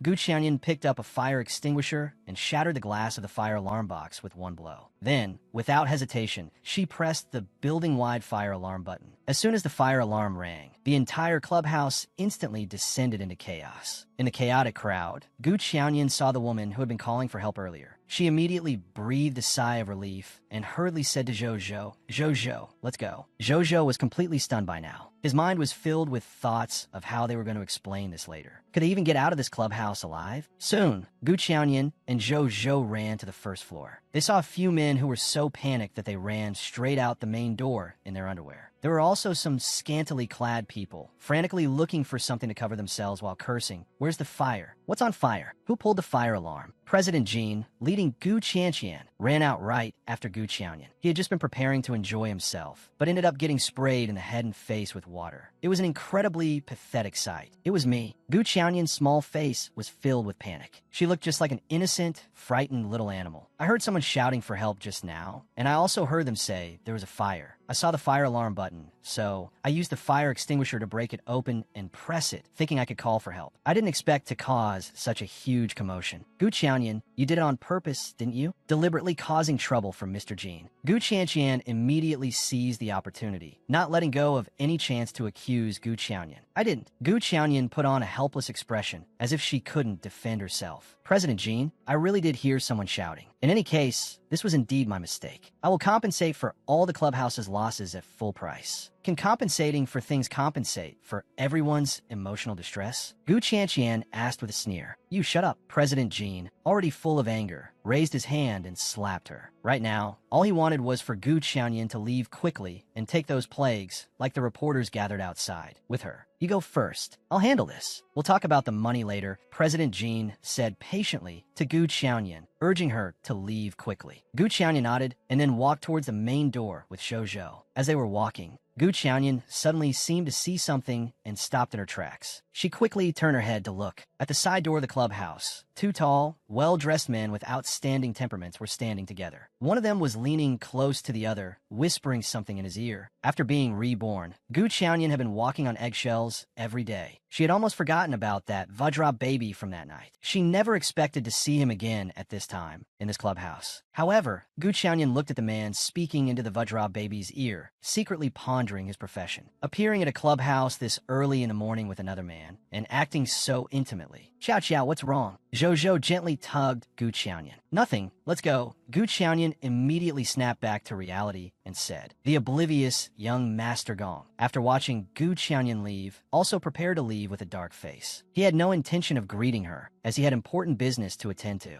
Next, he went to President Jin's room and questioned him. So it was you who bullied Gu Qianyan? In the blink of an eye, President Jin was beaten black and blue by Gong Yi and the other man, paralyzed on the floor and unable to get up. Gu Diheo rushed over from outside and anxiously asked, President Jin, are you all right? President Jin irritably lifted his eyelids. All right? Do I look all right to you? Gu Diheo, you people are really something else. You knew the person behind Gu Qianyan was Si Bei, yet you still dared to use me to go against her. The bodyguards quickly helped President Jin up. President Jin immediately gave an angry order. Make a call for me. Get people to beat Gu Diheo to death for me. Don't stop. As for Gu Qianqian on the floor, President Jin glanced at her and snorted coldly. Oomph. Since you've fallen into my hands, then serve me well to atone for your sins. When Gu Diheo gathers the 300 million for me, that's when I'll let you go. Then, Gu Diheo was beaten severely by the bodyguards. Then he was thrown outside like a rag. In the rain, Gu Diheo received a phone call. It was from Gu Qianyan. On the phone, Gu Qianyan mocked him, shouting so loudly, anyone who didn't know would think I was the one who trafficked you. Enough with the nonsense. Gu Diheo, I'm giving you half a month. Find my biological parents. Otherwise, this won't end until one of us is dead. After hanging up, Zhou couldn't help but ask Gu Qianyan, do you really think your biological parents are still alive? Gu Qianyan actually wasn't sure either, but she was just holding on to a sliver of hope that they were still alive and wanted to try looking for them. Then she asked Zhou, the person I asked you to help me find, how is the search going? Zhou took out a slip of paper and said, I found him. This is his number. Then he asked curiously, who is this person? Why did you insist that I find him after coming out of President Jin's place? Gu Qianyan was silent for a moment, then said slowly, he is someone who was once like me, a person in hell. That person was Su Lin. In her previous life, Su Lin's sister was passing by the clubhouse and was spotted by those scumbags inside. She was forcibly dragged in and ultimately died tragically. At this moment, a bruised and swollen young man dragged his injured leg and got off the bus with a numb expression. He was holding a photo frame, and one could vaguely see it was a black and white portrait of a beautiful young girl. The people getting off the bus with him saw him holding such a portrait of the deceased and all moved away in distaste. Some neighbors saw how badly he was injured and hurried over, saying with heartache, Su Lin, you went to settle scores with those scumbags again? Oh my, how did you get so hurt? Listen to your Annie, we can't afford to provoke those people. Give your sister a proper burial, then go back to school and study. You can avenge your sister after you've made something of yourself in the future. Su Lin didn't speak, just numbly opened the door and went inside. The neighbor Annie shook her head helplessly, sighed, and also turned to go home. In the dim little house, Su Lin placed his sister's portrait properly and sat on a stool, looking at it quietly for a while. His gaze slowly shifted to the 2 cans of gasoline in the corner of the living room. Make something of himself. An orphan like him could make something of himself just by studying? What a joke. However, he still had a way to get justice for his sister. No matter the cost, he had to let everyone know that those scumbags had killed his sister. Just then, Su Lin's phone rang. He glanced at it. It was an unfamiliar number. A very pleasant voice came from the other end of the line. Su Lin, I can help you.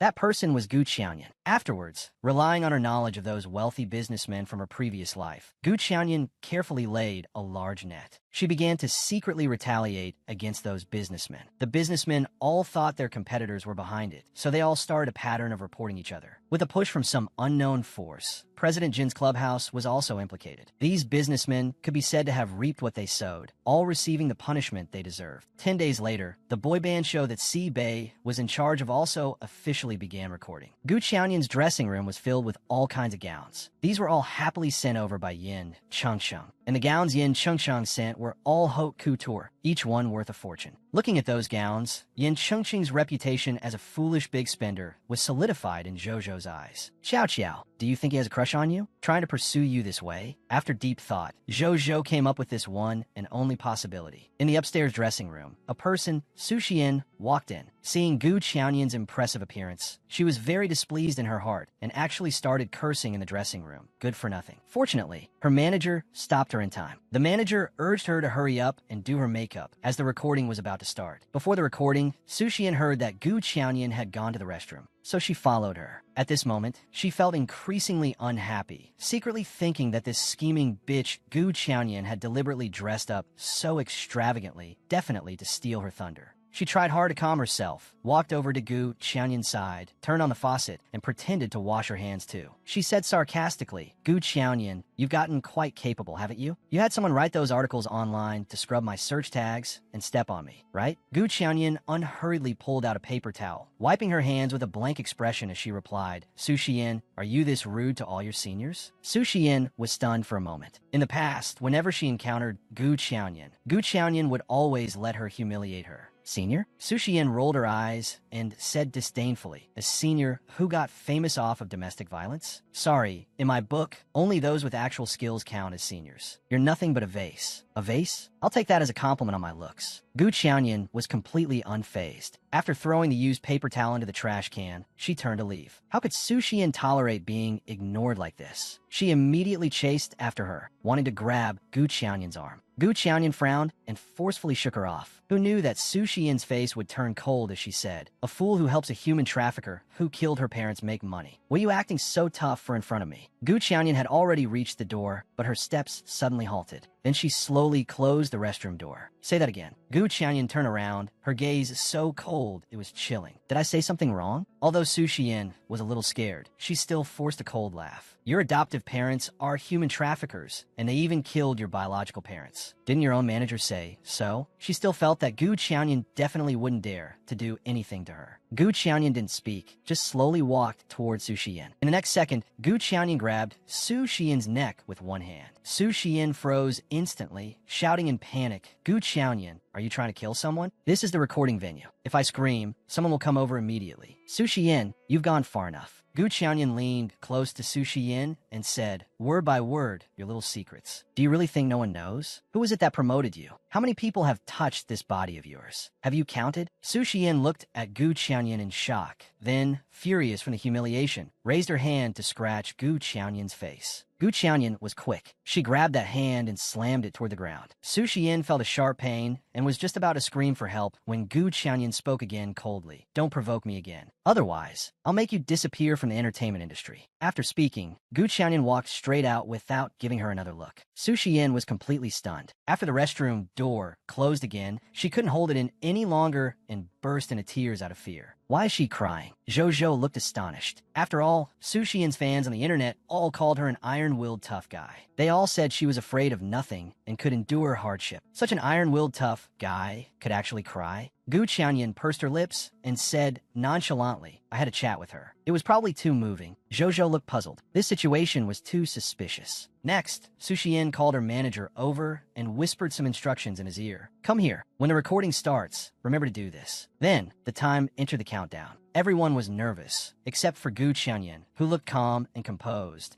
as if the upcoming recording was just a trivial matter to her. One by one, the people before her finished their performances. Finally, it was Gu Qianyan's turn to take the stage. Click! The light above Gu Qianyan's head lit up. Standing in the center of that halo, Gu Qianyan, with her eyes slightly lowered, was as stunning and dazzling as a goddess. It was as if what she held on her shoulder was not an ordinary violin, but some kind of magical weapon capable of captivating the entire audience. Everyone's eyes were focused on her, and they unconsciously held their breath. The entire venue was so quiet you could almost hear a heartbeat. Then, Gu Qianyan's wrist moved gently. The notes, which seemed capable of plucking at heartstrings, leaped from the strings like nimble sprites dancing gracefully in the air. In an instant, an inexplicable cheer erupted from below. The cheers were full of admiration and love for Gu Qianyan's performance. But who would have known that in the next second, the violin string would snap? And all of this was Su Xian's doing behind the scenes. She stood aside, smug, thinking to herself,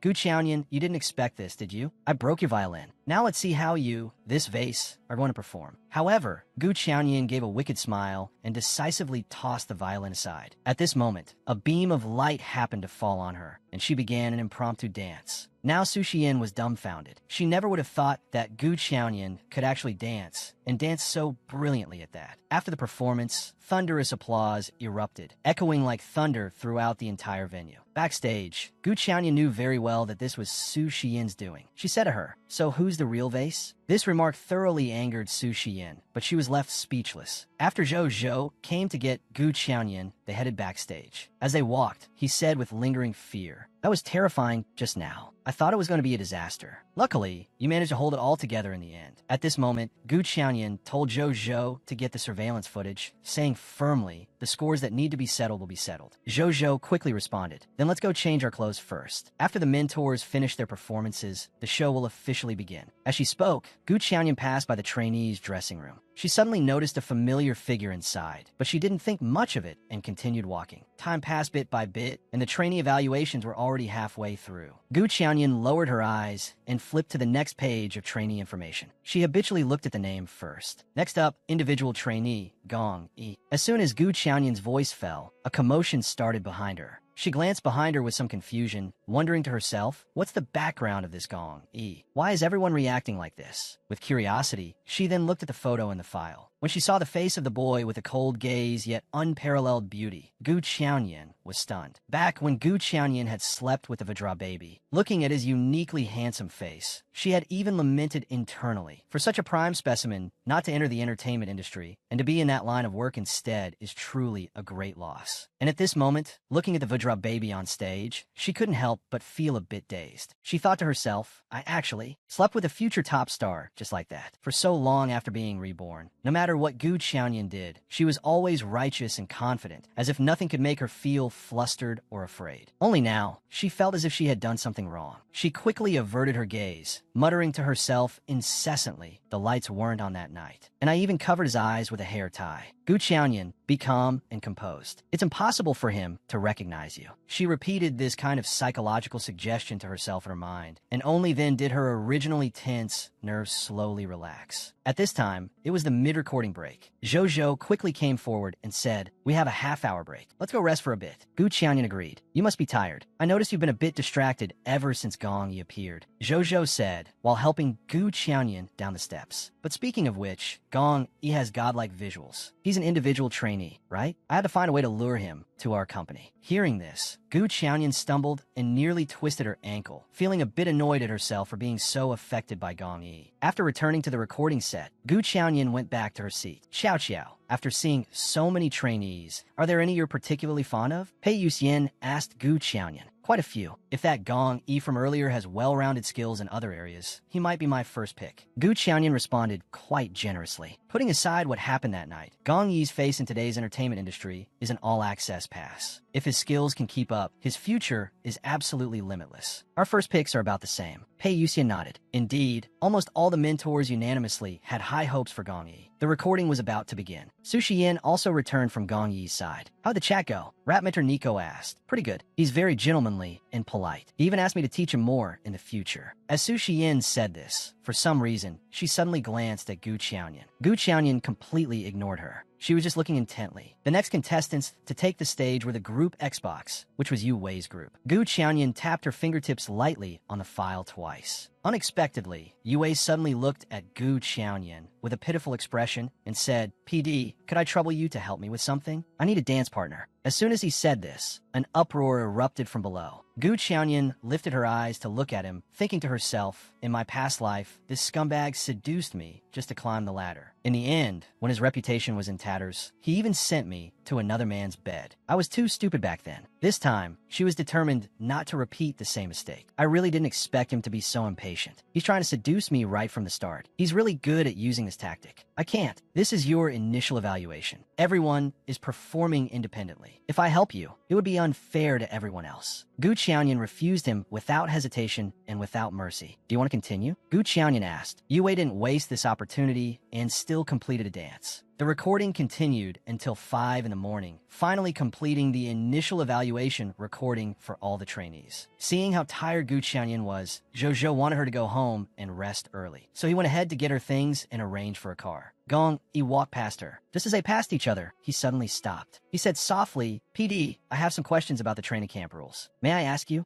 Gu Qianyan didn't expect him to take the initiative to speak to her. After slightly adjusting her emotions, she responded elegantly and graciously, of course you can. You can ask me or any mentor if you have any questions. Gong Yi lowered his head a little, his lips almost touching Gu Qianyan's ear. Gu Qianyan could clearly feel his breath on her neck. Then she heard Gong Yi's soft tone, asking word by word, can a mentor sleep with a trainee? The moment she heard this, for a split second, Gu Qianyan thought she was hearing things. How could he recognize her? This is impossible. After a brief moment of self-doubt, Gu Qianyan quickly took a step back, swiftly putting distance between herself and Gong Yi. Of course not. Gu Qianyan forced herself to remain calm and answered with a straight face. Thank goodness she was an actress. She thought to herself, no matter what this Vajra baby is up to, I'll just deny it to the death. Is that so? Gong Yi looked at her, a cryptic smile playing on his lips and in his eyes, as if he had seen through everything but wouldn't point it out, just watching Gu Qianyan pretend to be calm. At this moment, Gu Qianyan's heart was pounding like thunder. She prayed to all the gods and Buddhas in her heart, just hoping that Gong Yi would shut up and leave quickly. Please don't continue discussing this life-threatening topic of whether a mentor can sleep with a trainee with her. Gong Yi, you're done with your interview too? Just then, Su Xian popped up from somewhere. She walked straight up to Gong Yi, acting as if she were very familiar with him.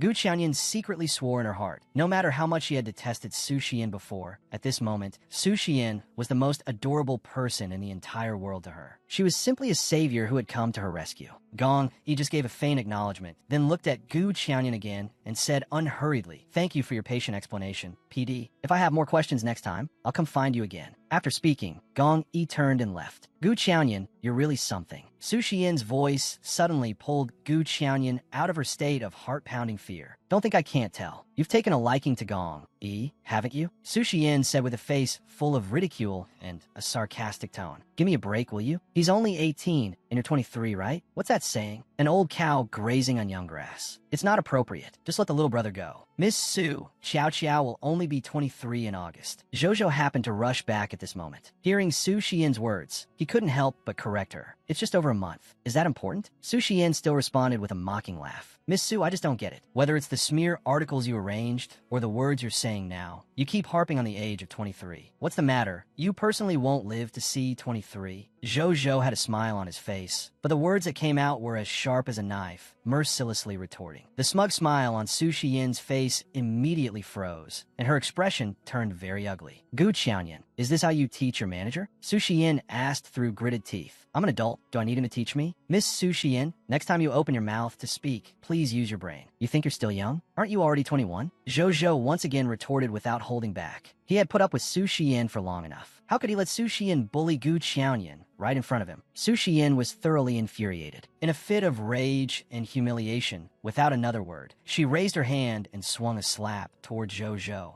Just when he thought the slap was definitely going to land today, Gu Qianyan, with quick eyes and fast hands, grabbed Su Xian's wrist. Su Xian cried out in pain and tried to break free, but found that Gu Qianyan was holding on so tightly that she couldn't break away at all. Not only did Gu Qianyan not let go, but she stared coldly at Su Xian, tightening her grip. Su Xian immediately didn't dare to struggle anymore. She looked up at Gu Qianyan and tried to argue. It was your manager who provoked me first. Gu Qianyan's face was cold as she said icily, did my manager also teach you to switch out my violin? After the show started recording, I went to pull the surveillance footage. Also, the footage my personal cameraman shot at the time. I can give you as much evidence as you want. Then, Gu Qianyan's tone hardened. Now it's time to talk about my losses. Next, Sushi Yin was both apologizing and compensating. Her pathetic appearance almost made Zhou laugh out loud. A moment later, in Gu Qianyin's nanny van, Zhou looked at the transaction record on his phone, feeling like this was all a dream. It was too incredible. Zhou, have someone investigate Jin Gang. No, Gunji, I want to know everything about him. Gu Qianyin officially mentioned Gong Yi. Zhou didn't find it strange at all. Instead, he said with a determined look,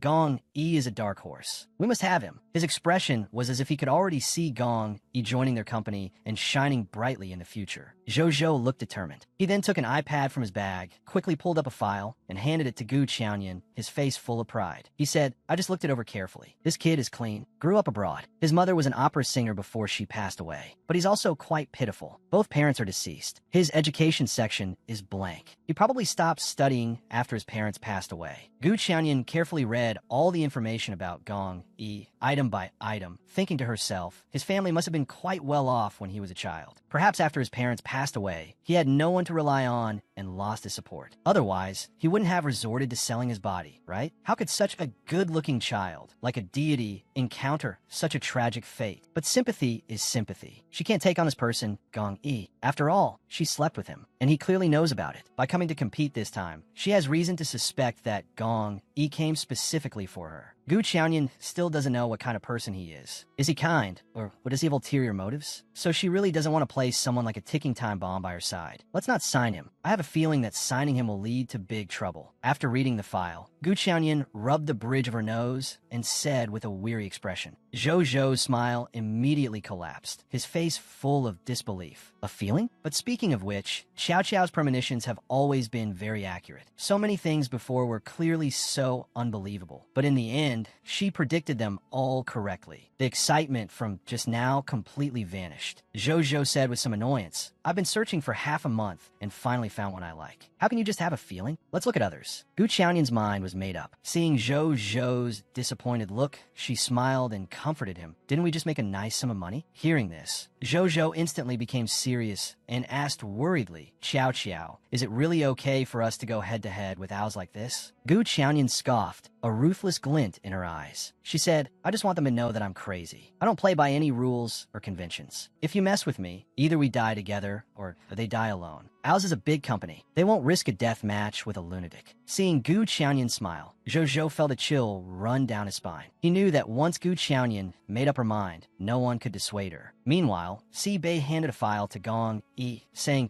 Gu Qianyin's manager had someone investigate you immediately after you started performing. They probably want to sign you to Gu Qianyin's company. This is the file prepared according to your instructions. Gong Yi crossed his long legs, his posture casual and lazy, but his tone was very certain as he said, Gu Qianyin won't agree. How do you know? Si Bei was full of doubt, unable to understand where he got this confidence from. She's afraid of me, Gong Yi replied lightly, a hint of smugness in his tone. Afraid of you? Si Bei looked baffled, his eyes wide as he asked, does she already know who you are? I don't know, Gong Yi answered crisply. Si Bei was speechless for a moment, then gave a stunned laugh and said helplessly, all right then, as long as you're happy, young Master Gong. For the next few months, you'll have to live in the training camp dorms most of the time. Are you okay with that? Si Bei asked, still a bit worried. What misunderstanding do you have about me? Gong Yi said, looking at the hair tie in his hand with a calm expression. Have you forgotten the time I lived in a slum, crammed into a dilapidated shack with a dozen other kids? Si Bei straightened up and frowned subconsciously, saying, why bring up the ancient past? As long as there's no problem. I've already had your luggage sent over. Gong Yi acknowledged. The show will air in half a month. Maybe you should give your family a heads up. I'm afraid your dad will be angered to death. Si Bei reminded him again. It'd be for the best if he died, Gong Yi said as he tied the red hair tie to his wrist. Then he got up and walked out. As he walked, he said, if there's nothing else, I'm going to the dorms. You and Yin Cheng should come around less in the future. Gong Yi, what's that thing on your wrist? Si Bei finally couldn't resist asking. Ever since he came in, he had seen Gong Yi holding a strip of red cloth, with no idea what it was for. To ward off evil spirits, Gong Yi replied without turning his head as he walked out the door. Ward off evil spirits? Si Bei didn't know whether to laugh or cry. He yelled at the already closed door, who are you kidding? Gong Yi walked on, faintly hearing Si Bei's exasperated voice. He glanced down at the hair tie on his wrist, and the corners of his mouth lifted into a pleased smile. In the practice room, because Zhou had to go handle endorsement matters, he brought back the previous assistant, Tian, to accompany Gu Qianyan during the show's recording. Who knew then the next second, a voice appeared, loudly shouting Qianyan's name. Early the next morning, after a simple breakfast, Gu Qianyan headed straight for the trainees' training camp. When she arrived, Yin Chengcheng happened to be there too. As soon as Yin Chengcheng saw Gu Qianyan, he immediately came forward with a big smile and asked enthusiastically, Qiao, what brings you here? Nothing much. Just came to see how the practice is going. Gu Qianyan replied with a smile. She wasn't wearing much makeup today, and her clothes were very casual. She looked just like a student, exuding a youthful and carefree aura. I also came to check on the progress. Yin Qingqing's eyes revealed a hint of a hidden agenda as he secretly suggested, let's go together then. Class A's classroom is just ahead. I heard everyone in Class A is very talented. Class A. Gu Qianyan's heart stirred slightly. Actually, she had originally planned to start checking from the very last class, Class F. After all, inside Class A was that big baby who gave her a bit of headache. But President Yan's invitation was so enthusiastic, it was hard to refuse. Gu Qianyan hesitated for a moment, then had no choice but to follow him to Class F first. The moment Gu Qianyan appeared, she was recognized by the trainees present. Good morning, everyone. Have you had breakfast? Gu Qianyan greeted everyone with a smile. We have. Some trainees responded enthusiastically. Not yet. I'm on a diet. The group uniform makes me look too fat, another trainee joked. For a moment, several people in the classroom started chattering, and the atmosphere became very lively. Only Gong Yi sat there without a word, as if the surrounding liveliness had nothing to do with him. Gu Qianyan was trying very hard to restrain herself from looking in Gong Yi's direction. But who would have known that her peripheral vision would accidentally catch a flash of red? Her heart skipped a beat, and she subconsciously snapped her head over to look. She saw the handsome flower boy sweating profusely with a dark red hair tie on his wrist that was particularly eye-catching, as if it were silently telling a story. Perhaps sensing Gu Qianyan's gaze, Gong Yi finally turned his head slowly to look over. Seeing this, Gu Qianyan suppressed the urge in her heart to grab a knife and chop off his hand, forcing a gentle smile onto her face. Just then, someone said, Gong Yi, I've been meaning to ask you. That thing you're wearing is pretty strange. It looks like a little girl's hair tie. At this moment, a sunny and handsome trainee perfectly demonstrated what it means to bring up a sore subject in front of Gu Qianyan, asking curiously, yeah, what is that exactly? Gong Yi lifted his arm, showing a rare, gentle smile. He asked back, is it a hair tie? After a pause, he continued, it's not mine. Gong Yi tilted his head up slightly, his ridiculously handsome face filled with an innocent and harmless expression, and said slowly, it's my older sister's. Hearing herself being called older sister, Gu Qianyan's legs involuntarily went a little weak, and she had a bad feeling in her heart. Why would your sister give you that? Everyone looked puzzled and curious. To keep me safe, I guess. My sister didn't say, so I'm not too sure either, Gong Yi said, while casting a seemingly casual glance at Gu Qianyan. Gu Qianyan's heart skipped another beat. She thought to herself, this kid's words have a hidden meaning. Keep me safe. Is he threatening her? Forcing her to ensure he advances all the way? If that was his goal, then Gu Qianyan would be disappointed in him. She originally thought he was quite good-looking, but she didn't expect him to be brainless. After some pleasantries, Gu Qianyan and Yin Chengcheng left Class A to continue their tour of the other classes. After Gu Qianyan finished touring every class, it was just in time for the lunch break. Yin Chengcheng enthusiastically invited Gu Qianyan to eat together. Gu Qianyan smiled and politely declined. She had originally planned to go back to the dance studio to practice. But as she was passing by Class A, she saw Gong Yi alone in the practice room. Gu Qianyan glanced over, lowered her eyelids slightly in thought, and then said to Zhou beside her, Zhou, go do something for me. A short while later, Gu Qianyan slowly pushed open the door to the practice room. Gong Yi heard the noise and turned around. Gu Qianyan looked at him and said calmly, let's talk. Gong Yi lowered his eyelids and let out a soft laugh, his tone carrying an ambiguous feeling. He said, hello, older sister. Gu Qianyan watched him quietly. The young man's slender neck tilted up slightly as he drank water, already exuded an indescribable sexy charm. Especially when he swallowed, his Adam's apple bobbed up and down, as if possessing a unique allure. For some reason, some amorous clips inexplicably flashed through Gu Qianyan's mind. Her face instantly grew a little hot. Gong Yi seemed to notice Gu Qianyan's odd behavior and looked at her with confusion. Gu Qianyan snapped back to her senses, quickly suppressed her wildly beating heart, and tried to regain her composure. Then she spoke. That question you asked me last time. I'm a little worried. Is someone trying to use the casting couch on you? Gong Yi lowered his eyelids and let out a soft laugh. The smile seemed to hide many deep meanings, making Gu Qianyan feel inexplicably guilty. Following that, Gong Yi slowly walked towards Gu Qianyan each step carrying a unique aura, stopping only when he was right in front of her. Teacher, you're asking even though you already know. Gong Yi lowered his head slightly, leaning close to Gu Qianyan's ear. His voice was soft, yet it seemed to carry an invisible force as it entered her ears. A vein on Gu Qianyan's temple twitched uncontrollably. She thought to herself, this guy's aggressiveness is too strong.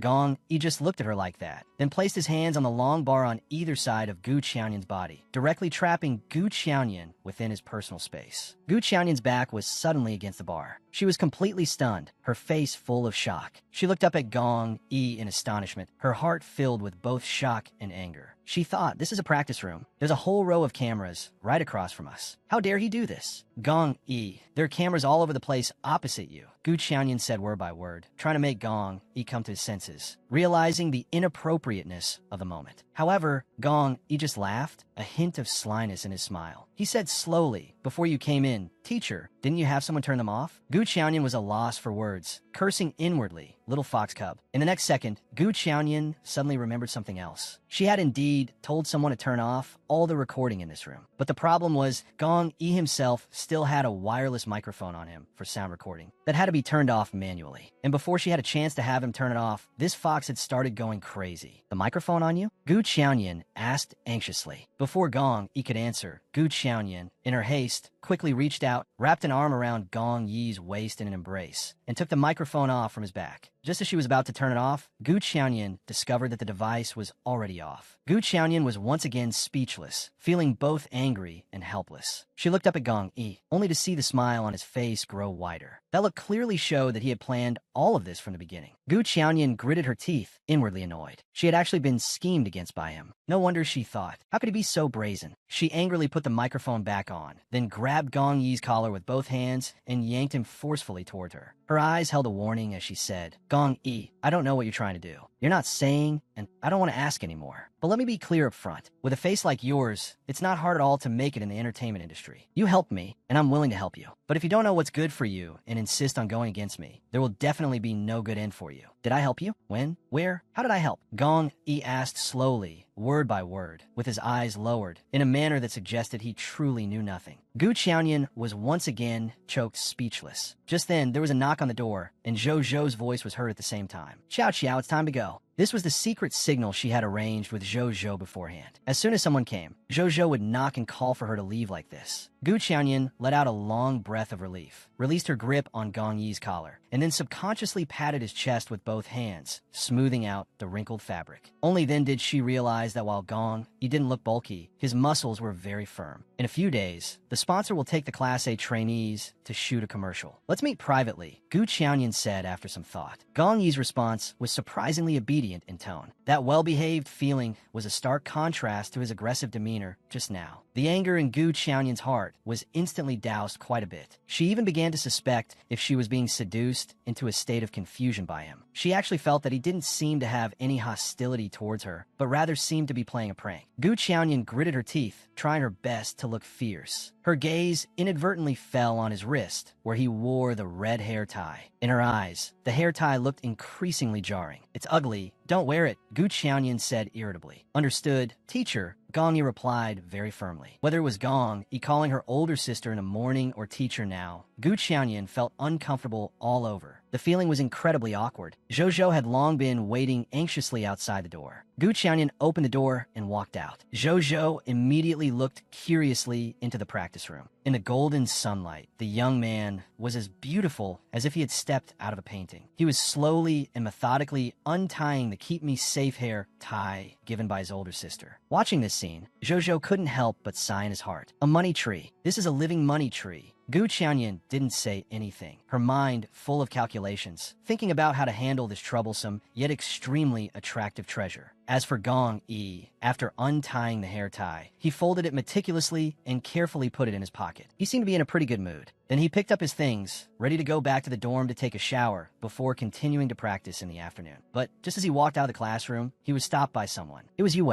Yue's mouth twitched slightly, feeling extremely unhappy. Just now, he had personally seen Gu Qianyan hurriedly coming out of the practice room. A lone man and a lone woman, hiding in the practice room with the door and windows closed. Who knows what they were doing in there? No wonder Gu Qiaoyan was so indifferent to him before. It turns out she already had someone in her heart. What's your relationship? Yue Wei couldn't help but ask, his tone carrying a hint of interrogation. What relationship I have with her has what to do with you. Gong, he showed no courtesy, his tone as cold as ice. His eyes showed impatience, as if Yue Wei had asked an extremely stupid question. Quite arrogant, Yue Wei laughed speechlessly, feeling very displeased. Kid, don't think you're so great, just because you're a little better looking. This place is all about strength. Strength? Which class are you in then? Gong Yi's words were sharp and to the point, hitting Yue Wei's sore spot directly. After all, this time Yue Wei was actually assigned to Class C. In this training camp, Class C was considered the lower circle. For the always proud and arrogant Yue Wei, this was already a very shameful thing. You know how you got into Class A? Weren't you just kept by Gu Qiaoyan? What are you so proud of? Yue Wei was so angry he spoke without thinking, blurting out such words. Hearing this, Gong, he just took a step forward, stopped beside him, and then lightly dropped a sentence. You might want her to, but does she want you? These words infuriated Yue Wei. He felt as if he had been struck by lightning, his face turning red and white, unable to recover for a long time. Before he could react, Gong, he had already left without looking back. That dashing figure made Yue Wei even more furious, grinding his teeth. Gu Qiaoyan doesn't want me? Bullshit, Yue Wei thought viciously to himself. It's just that pretty boy Gong, he got one step ahead of me. Just wait, I'll snatch both the debut opportunity and Gu Qiaoyan. When the time comes, I'll definitely take the humiliation this pretty boy gave me and stomp it back hard, letting him taste what it's like to be looked down upon. And on the other side, Yin Chengcheng was secretly waiting for Gong Yi to come out of the practice room. Seeing Gong Yi come out, he hurried to follow. Why are you here again? Gong Yi asked, a little helplessly. I'm the chief producer. Of course, I have to come over often to check on the recording situation. After saying that, Yin Chengcheng lowered his voice and said with a mysterious air, it's not like you don't know. Whether or not I can avoid being sent off to be a tribal consort depends on this. Then why are you blocking me? People are already suspecting I'm a connected household kept by Gu Qiaoyan. What, does President Yin want to join that camp too? Gong, he said teasingly. Yin Chengcheng was stunned for a moment, his eyes wide as he asked, did that kid just now say that? Gong Yi acknowledged it. He must not want to make it in this industry anymore. Don't worry about it. I'll have someone get rid of him right away, Yin Chengcheng said angrily, thinking he couldn't let Gong Yi suffer such an injustice. Gong Yi looked at him. He said with a rather serious expression, this is a competition. The only reason anyone should leave is by being eliminated. I disdain using any underhanded methods on this kind of person. Yin Chengcheng was stunned for a moment, but quickly understood Gong Yi's meaning. He couldn't help but admire him a little more. Then, Yin Chengcheng remembered something and asked, all right, what did Juicy Peach want with you? Gong, he raised an eyebrow slightly and said with a half smile, who knows? She probably really wants to hit on me. Hearing this, Yin Chengcheng stumbled and almost fell over. He thought to himself, this Gong, he really dares to say anything. Meanwhile, after Gu Qiaoyan returned to the nanny van, under the shocked gazes of Zhou Zhou and Xiao Tian,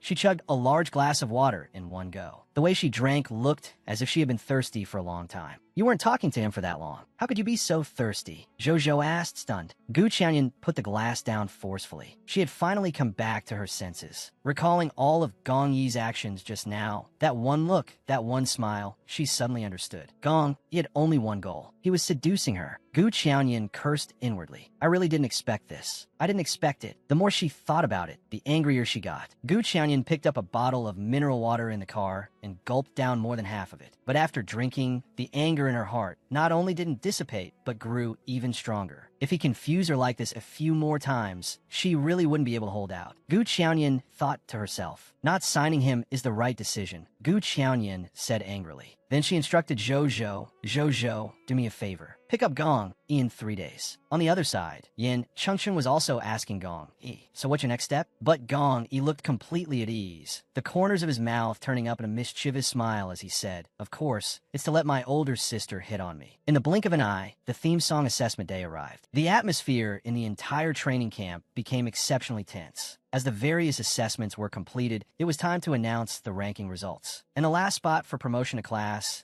it was given to Gong Yi without any suspense. After all the rankings were completed, the cruelty of the competition system became even more apparent. After this assessment, some trainees were promoted, and naturally, some were demoted. The promoted trainees were naturally overjoyed, their faces beaming with with happy smiles. But the demoted ones were a completely different story. Several of the demoted boys were already crying their eyes out, their unstoppable tears filled with disappointment and sadness. After all, everyone wants to move to a better class, to a higher position. This is just one mentor assessment. Ultimately, whether you can successfully debut as a group is still in the hands of the national producers. Those of you who were demoted, don't be too sad. The upcoming public performance is where you can truly show your skills. And those who were promoted, don't get complacent. You absolutely cannot let your guard down. You must know that the beasts are right behind you. If you don't run forward with all your might, it's a dead end, Gu Qiaoyan said with a serious expression. She hoped these trainees would all understand that in this fiercely competitive entertainment industry, every step must be taken with full effort. The trainees of Class A will be the first to have a mid-show commercial. This mid-show commercial is an ad inserted in the middle of the show's broadcast. It's considered a special reward from the training camp for these outstanding trainees. Now, would everyone from Class A please gather in the first floor lobby and prepare to head to the commercial shooting location to shoot your first mid-show commercial. After saying this, Gu Qiaoyan subconsciously glanced at Gong Yi. Gong Yi seemed to notice her gaze and seemed to raise an eyebrow at her slightly. Although it was just a fleeting action, Gu Qiaoyan still keenly sensed his little, fatally proud emotion. However, Su Xian misinterpreted this signal, thinking Gong Yi was raising his eyebrow at her. Instantly, Su Xian's heart bloomed like a flower. Overjoyed, she was utterly ecstatic. She was sent into a flutter by Gong Yi's small, eyebrow-raising gesture, and her mind began to run wild with fantasies. She even started calculating what resources in her hands she would introduce to him, as long as Gong Yi obediently listened to her. Her expression was as if Gong Yi was already in her pocket. Sister Qiao, after what happened last time, I went back and thought it through. There's no need for us to be at odds. As they were leaving the waiting room, Su Xian suddenly quickened her pace, sidled up to Gu Qiaoyan, and walked shoulder to shoulder with her. As she walked, she added, "Oh, right? Out of courtesy, I'm letting you know, Gong Yi and I have already sparked something. Older sister, you'd better not have any ideas about him, lest he's too scared of offending you to refuse and lives in constant fear." Sparks? Gu Qiaoyan wasn't angry, but just found it interesting. She was curious about what these sparks Su Xian was talking about really were. Could it be that Gong Yi is a Sea King? While flirting with her, is he also pursuing a parallel track with Su Xian? You saw just now, right? He was making eyes at me. Su Xian had a helpless look on her face, and though her words said one thing, her expression held a hint of smugness. The young boys these days are really skilled. I wonder if the camera caught it. Later, I'll have to talk to the editor. If that shot exists, it has to be cut. In a bit, I'll also have to have a good talk with him. He has to be more restrained in front of the camera in the future. Even if he likes me that much, he has to control himself. Hearing her words, Gu Qiaoyan was speechless for a moment and just silently rolled her eyes in her mind. Gu Qiaoyan then got into her nanny van and headed for the shooting location. After getting in the car, Zhou had an indignant look on his face and said grimly, "I just saw Su Xian get on the trainee's bus. The way she looks at my cub, it's full of greed, evil thoughts, desire, and possessiveness. It's just too vile." Zhou said this while grinding his teeth. He looked so anxious, as if he was afraid Gong Yi would be devoured by Su Xian. Xiao, why didn't you get on that bus?" "What? You expect your boss to go protect your cub?" Gu Qiaoyan said teasingly. Gu Qiaoyan said slowly, "You're getting anxious here, but maybe he's enjoying it." During the initial selection that day, after confirming that Gong Yi was the future top star, Gu Qiaoyan had overlooked an important matter. She had to remember that in her past life, she and Gong Yi had no interaction whatsoever. Yet even so, he still came to participate in this show and ultimately debuted in the center position. This meant that with or without her, Gong Yi would have come to compete in the show National Idol. Perhaps he really did come simply to become famous, and it was just a coincidence that he ran into her in this life. Coupled with his blatant flirting last time, Gu Qiaoyan was increasingly unable to figure out this Vajra baby. She couldn't help but wonder if he would really return to his old profession for the sake of his future. Gu Qiaoyan's mind was a mess, filled with all sorts of speculations about Gong Yi. Gu Qiaoyan's nanny van arrived at the shooting location at roughly the same time as the trainee's bus. After getting out of the car, she subconsciously glanced towards the bus. She saw everyone getting off the bus one after another, but strangely, she didn't see Gong Yi. Gu Qiaoyan smiled and walked over, asking, "Why is one person missing?" "Gong Yi? He said he's taking a taxi here himself. He's probably not used to how old and shabby the bus is," Yue quickly answered. The moment he spoke, anyone could tell from his tone and expression that he was making trouble. A classic old green team move. The staff member in charge of planning this commercial shoot heard this and his brow immediately furrowed tightly. He was usually in charge of most of the commercial shoots for the company's brands and had seen many big stars act like divas and arrive late. But he had never seen a rookie who hadn't even debuted dare to be so brazenly late. If you don't want to do it, then don't. You're wasting everyone's time, the planner said angrily. His name is Gong Yi, right? Just have someone else shoot his part. We arranged such a good segment for him, and he doesn't even cherish it. Then let him shoot the bad parts. Yue looked concerned for Gong Yi on the surface, but the corners of his mouth and the look in his eyes were full of unconcealable schadenfreude.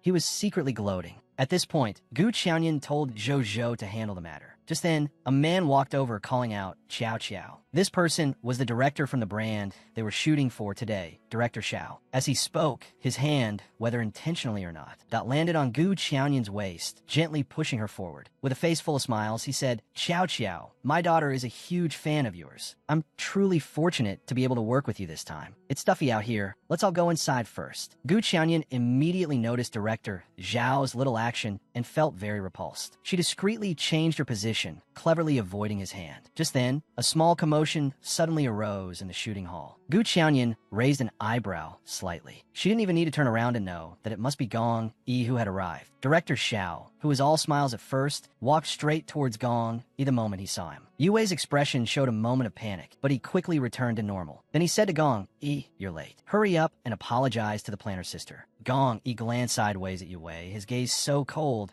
it was as if it could instantly freeze Yue solid, making one shiver just by looking. And at this moment, the planner's sister, who had been in a fuming, rampaging state, that the moment she saw Gong Yi, her face immediately became gentle, her eyes gazing at Gong Yi as if they were sparkling. She quickly said, "No rush, no rush. Just take your time with makeup. I'll just move your part to later." After the planner's sister finished speaking, she left. Yue, seeing this, also turned to leave. But before he could take a step, Gong Yi's cold voice rang out from behind him. "Was it you who told the driver I was taking a taxi myself?" Gong Yi's tone was laced with a chill. "May I ask, when did I ever say I was taking a taxi here, Mr. Yue?" Gong Yi had a very powerful aura. He stood there, exuding an intimidating presence without being angry. Especially his last few words, "Mr. Yue." It was as if each word was a block of ice, instantly causing the temperature on the entire set to drop. The atmosphere became exceptionally cold. "I saw you going so late. It was time to leave, and you still hadn't come out. I thought you weren't going to make it. That's why I said you might be a little late and would come over after finishing your interview." The driver must have misunderstood and drove off. "Oh, Miss Sori, Gong Yi, I really didn't do it on purpose. I apologize to you. Luckily, the planning sister isn't really mad at you. I hope you can forgive me, okay?" Yue said, trying to defend himself with a flustered yet feigned sincere look. "Gong, we're all training together. Yue just made an honest mistake this time. Besides, it was indeed time to leave, and you hadn't shown up." The one who spoke was that sunny and handsome contestant from before. He had the look of a peacemaker and was usually keen on playing that role. But Gong, he had never been one for reconciliation. He had no intention of listening to Yue's feeble excuses. He cut him off directly and said coldly, "Why was I late going in? You don't know?" Gong Yi's sharp gaze fixed on Yue.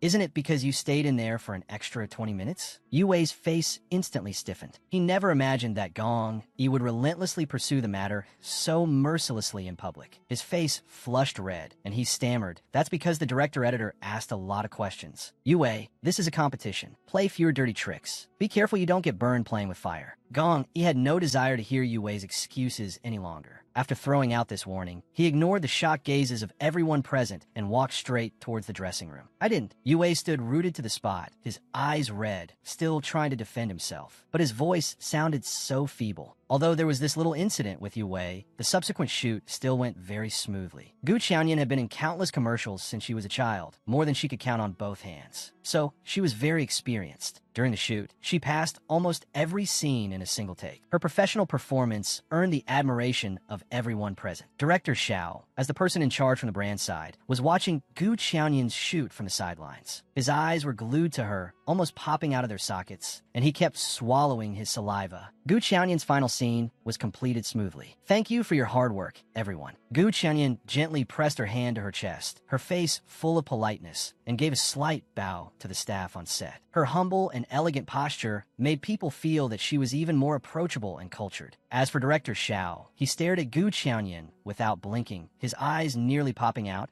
and he kept swallowing his saliva. He looked as if Gu Qianyan were some rare treasure. His eyes revealed undisguised greed and desire. As soon as the commercial shoot ended, director Xiao couldn't wait to go forward to get a closer look at this captivating beauty who mesmerized him. But before he could walk over, it was that annoying Gong Yi again. After the shoot ended, he popped up like a phantom, quickly grabbed a trench coat, and wrapped it around Gu Qianyan. Just like that, the originally pleasing and perfect view was instantly blocked. Actually, this was all instructed by Zhou Zhou. The moment Gong Yi wrapped the trench coat around Gu Qianyan, their eyes met. Gu Qianyan immediately understood. This kid was deliberately flirting with her again. She felt both annoyed and amused. So, she deliberately moved even closer, thinking of scaring him a little. The two of them were about to leave, but director Xiao came over. His face was all smiles, his eyes holding a fawning look. He said, "Xiao Xiao, you truly live up to your title as our youngest best actress. Your expressiveness in front of the camera is just fantastic. Our company has hired so many spokespeople, but none have been as professional and as beautiful as you." As he said beautiful, director Zhao's gaze was so blatant, landing directly on Gu Qianyan's chest. Anyone could see the thoughts in his eyes. It was utterly sleazy. Although Gu Qianyan was now wearing a trench coat wrapped up tightly, for director Xiao, who was already obsessively fantasizing about her, just being able to see her up close, even an inch of her skin, was a fatal temptation. "Xiao Xiao, let's take a photo together." Director Xiao looked up at Gu Qianyan, the desire in his eyes almost overflowing. If it weren't for the crowd around them, he probably would have lost control and pounced on her already. Just then, Gong Yi stepped directly in front of them, blocking director Xiao, then pulled Gu Qianyan away and left quickly. This made director Xiao hate him. He secretly gritted his teeth, thinking he must find a chance to get revenge on Gong Yi. On the set, Gong Yi was seriously engaged in a shoot. His focused and dedicated expression made it seem as if nothing else around him mattered. The chief planner watched Gong Yi shoot from the side, unable to stop sighing with admiration. "If I had known he was such a top-tier specimen, I would have insisted on a plan that showed some skin when we were planning this a few days ago. Look, you can almost see his abs through that white shirt, can't you? Amazing, absolutely amazing." Hearing this, Gu Qianyan froze for a moment. Then, her mind involuntarily recalled Gong Yi's abs. He really did have abs, and they were very nice. The feel of them was excellent too. As this thought emerged, the corresponding image naturally appeared in her mind. Gu Qianyan was instantly lost in that memory. After a while, the alarm bells of reason rang in her mind. She quickly came back to her senses, sat up straight with a serious expression, and silently cursed herself. "Gu Qianyan, oh Gu Qianyan, you pervert." Thinking this, she subconsciously furrowed her brows. The next person shooting on set was Yue.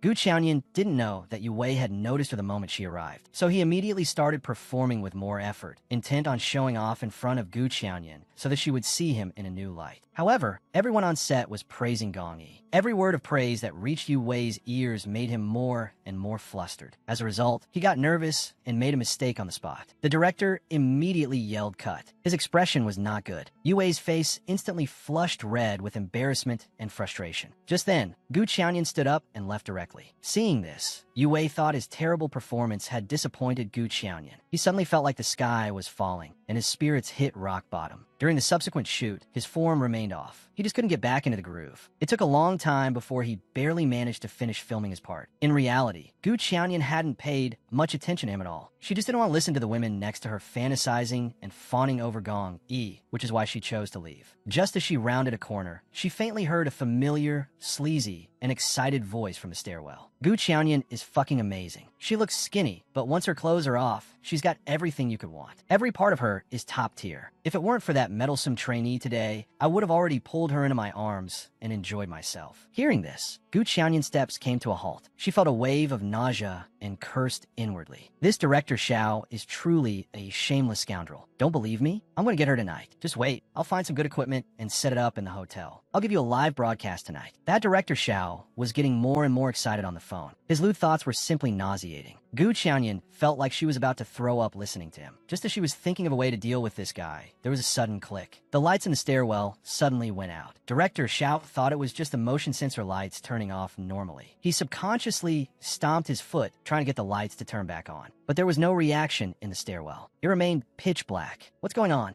Director Xiao muttered, feeling a little puzzled and vaguely uneasy. The person on the other end of the phone joked, "What, did Gu Qiaoyan just throw herself into your arms?" Director Xiao was about to fire back a witty retort. He subconsciously turned to look, but before he could see clearly who it was, that he was viciously struck in a critical area with a stick by the newcomer. Director Xiao screamed in pain, quickly clamping his legs together and covering the critical spot with his hands. He struggled to lift his eyes, wanting to see who had attacked him. But before he could say anything, the person raised their hand, and the stick in it was pressed against Director Zhao's head. The cold, hard sensation made Director Zhao's face pale with fright. He trembled all over, lost his balance, and tumbled backward down the stairs. Ouch! Director Xiao rolled all the way down the stairs, finally hitting the wall. A pained sound escaped him, seeming particularly miserable in the dark and quiet stairwell. In the darkness, Gu Qiaoyan, holding a baseball bat, looked down from above at Director Xiao struggling in pain on the ground. Her eyes were filled with indifference and disdain. Then, she turned and left. Director Xiao watched the dark figure gradually disappear, feeling as though he had just survived a disaster. But his body still couldn't stop trembling. After all, that recent encounter was truly terrifying. The lights in the stairwell seemed to be broken. It was pitch black. Director Xiao was in agony, feeling like he was half dead. His uninjured hand fumbled on the ground, thinking he had to find his phone and call the police immediately. But just as he was about to touch his phone, he heard footsteps coming up the stairs. The thump, thump, thump sound was exceptionally clear in the silent stairwell. In the pitch darkness, Director Xiao vaguely saw a tall figure slowly walk up to him. "I'm Director Xiao from the marketing department. Help me call the police. Someone attacked me." Director Xiao called out weakly, full of hope that this person would help him. But the person stood beside him for a moment, then kicked the phone that was within Director Zhao's reach, sending it flying. Then, without hesitation, they stepped on Director Zhao's hand. Director Xiao let out another miserable scream. The pain from one's fingers is connected to the heart. That stomp was so excruciatingly painful, it felt like his heart was being ripped apart, and he felt like he was about to pass out. The tall figure, as if completely oblivious to the large man lying on the ground, casually stuck their hands in their pockets and walked unhurriedly upstairs. Then they pulled open the door and left without a backward glance. Their posture exuded an indescribable coldness. Gu Qiaoyan had only taken a few steps when she faintly heard a miserable scream from the stairwell. The sound was particularly shrill in the silent corridor. She furrowed her brows slightly, wondering if something else had happened to Director Xiao. Just as she was about to turn back and check, Gong Yi suddenly appeared. "You!" Gu Qiaoyan looked at Gong Yi with a stunned expression, completely surprised. How did she run into him here? But Gong Yi said nothing, strode forward, grabbed Gu Qiaoyan's hand, and pulled her along. Gu Qiaoyan was bewildered, thinking, "I wasn't planning on running. What does he mean by this?" Before Gu Qiaoyan could ask, Gong Yi pulled her into a storage room. "Teacher, you know how to hit people too?" Gong Yi pinned Gu Qiaoyan against the wall, reached out, and took the baseball bat she was still holding. He said this in that same inscrutable, yet exceptionally bewitching tone. Gu Qiaoyan was truly speechless at his words. She complained inwardly, "Why do I always run into him at such strange times? It's too much of a coincidence." She simply leaned comfortably against the wall, tilting her head up slightly to look at Gong Yi, not looking scared at all. The light in the room was very dim, creating a unique atmosphere. Gu Qiaoyan raised her hand, her cool fingertips gently pinching Gong Yi's chin. She thought,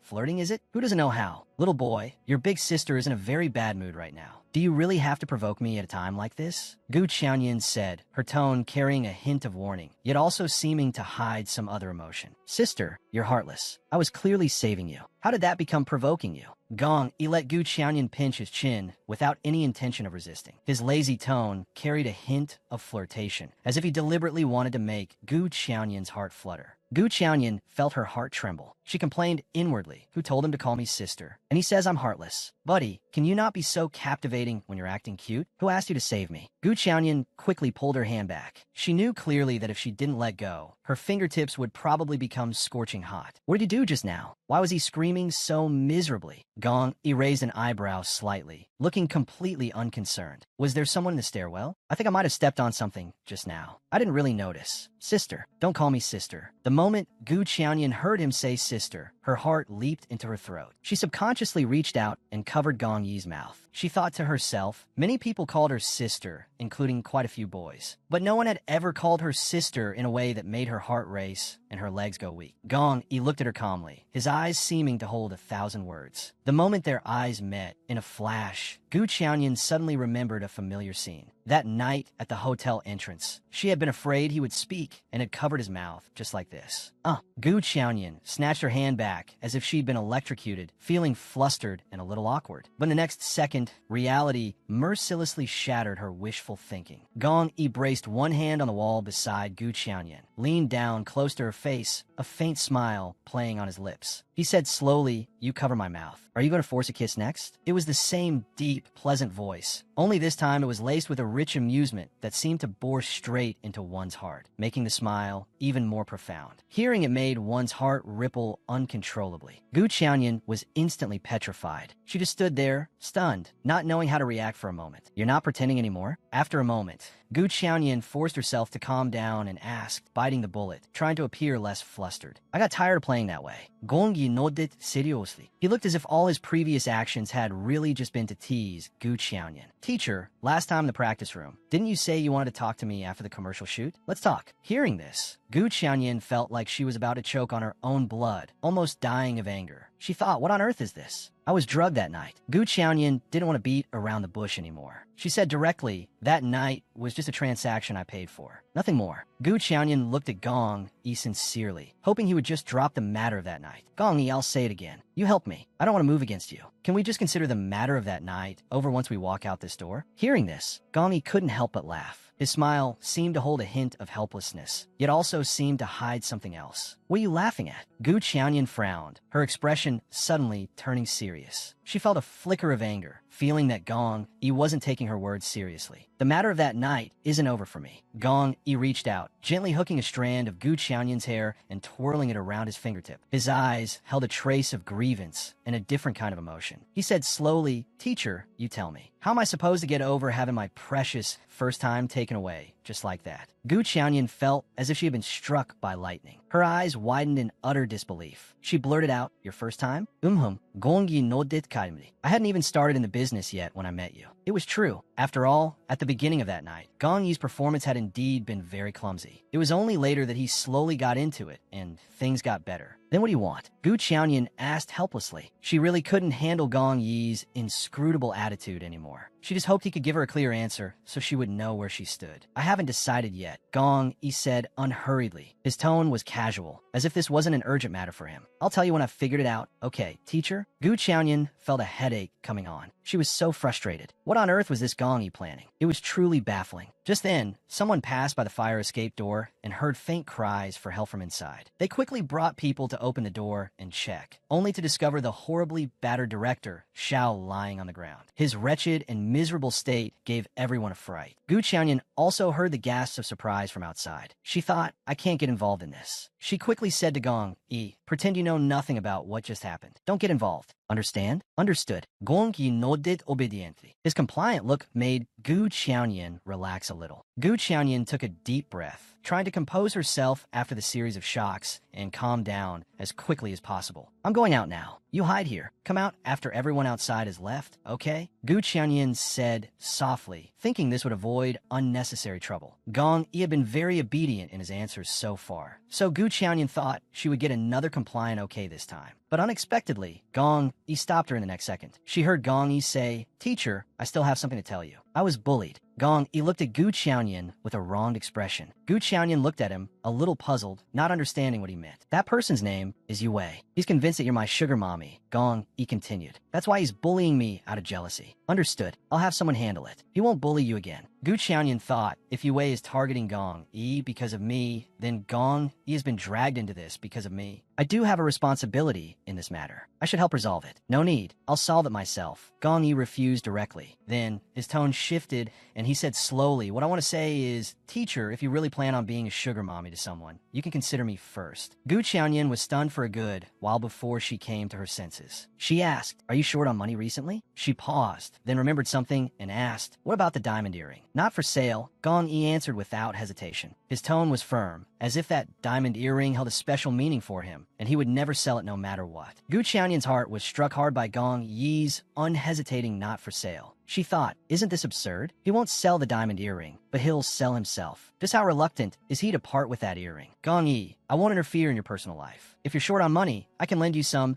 Gu Qiaoyan said with a serious expression. She was genuinely worried that Gong Yi would do something inappropriate because of money. You're going to be a celebrity. You can't do that kind of business from before anymore. If someone finds out and uses it against you, you'll be finished. I know. Gong Yi looked at her, his eyes holding a unique kind of plea. That's why I came to you, teacher, to continue our business. Look at him. His words even sounded quite reasonable. It left Gu Qiaoyan not knowing whether to laugh or cry. How much money do you need? Give me your account number. I'll lend it to you. As Gu Qiaoyan spoke, she took out her phone and opened the notepad, ready to jot down the account information. Before she could finish her sentence, Gong Yi snatched her phone away. The action was so fast that Gu Qiaoyan didn't even have time to react. Gu Qiaoyan looked at him, stunned, full of surprise, wondering what he was up to now. If you're not willing to buy from me, are you planning to buy from Yue Wei or some other boy here? Gong Yi looked at Gu Qiaoyan, his eyes seeming to hold a hint of grievance. But his words made Gu Qiaoyan feel both annoyed and amused. I don't want anyone, Gu Qiaoyan said helplessly. I don't know what rumors you've heard, but please look at me now. I'll tell you myself. Gu Qiaoyan never had such thoughts before, doesn't have them now, and will not have them in the future. Understood? After listening, Gong Yi raised an eyebrow slightly, his thoughts unreadable. Then he took Gu Qiaoyan's phone and quickly typed something. After locking the screen, he took Gu Qiaoyan's hand and pushed the phone back into it. His actions had a certain ritualistic quality unique to young boys. You don't want me, so naturally I have no reason to take your money, Gong Yi replied, his tone tinged with a little disappointment. You don't want me. Hearing this, Gu Qiaoyan felt an inexplicable sense of guilt, as if she had wronged him somehow. But she also found the thought quite absurd. After speaking, Gong Yi gently ruffled Gu Qiaoyan's hair with his large hand. The gesture was very natural and intimate. Then, before Gu Qiaoyan could react, he opened the door with light steps and went out. Gu Qiaoyan subconsciously touched her own head. At first, she laughed in exasperation, thinking, how old is he? How dare he touch his big sister's head? But after her annoyance passed, she propped her hand on her forehead, and the corners of her mouth couldn't help but curve up slightly. She thought, this kid had to flirt with me one last time before leaving. But since he didn't give her a card number, what did he type into the phone just now? Curious, Gu Qiaoyan unlocked her phone and opened the notepad. Inside, she found Gong Yi's phone number. After returning to the dressing room, Gu Qiaoyan sat there, frowning, thinking about how to cleverly turn around the current complex and tricky situation. Suddenly, a commotion erupted outside the door. A burst of noise shattered the original silence. Su Xian, don't go too far. It was Zhou Zhou's angry voice. How am I going too far? Director Xiao is the one, saying Gu Qiaoyan was the one who pushed him. Can't I even bring him here to ask Gu Qiaoyan about it reasonably? Su Xian's voice was self-righteous, but anyone could hear the ill intentions behind her words. Hearing the commotion, Gu Qiaoyan looked towards the door and raised an eyebrow slightly, thinking, what kind of trick is this Su Xian trying to pull now? She's definitely up to no good. But Su Xian, without another word, forcefully pushed aside Zhou Zhou, who was blocking the way, and barged directly into Gu Qiaoyan's dressing room. Sister Xiao, it's like this. Director Xiao was suddenly hit with a stick in the stairwell just now and was also pushed down the stairs. Director Xiao said the person who pushed him down had a similar build to you and wore the same perfume as you. As Su Xian spoke, she carefully observed Gu Qiaoyan's expression. Sister Xiao, I asked around. You were the only one who walked this way at that time. There are no outsiders here. If you really did it by accident,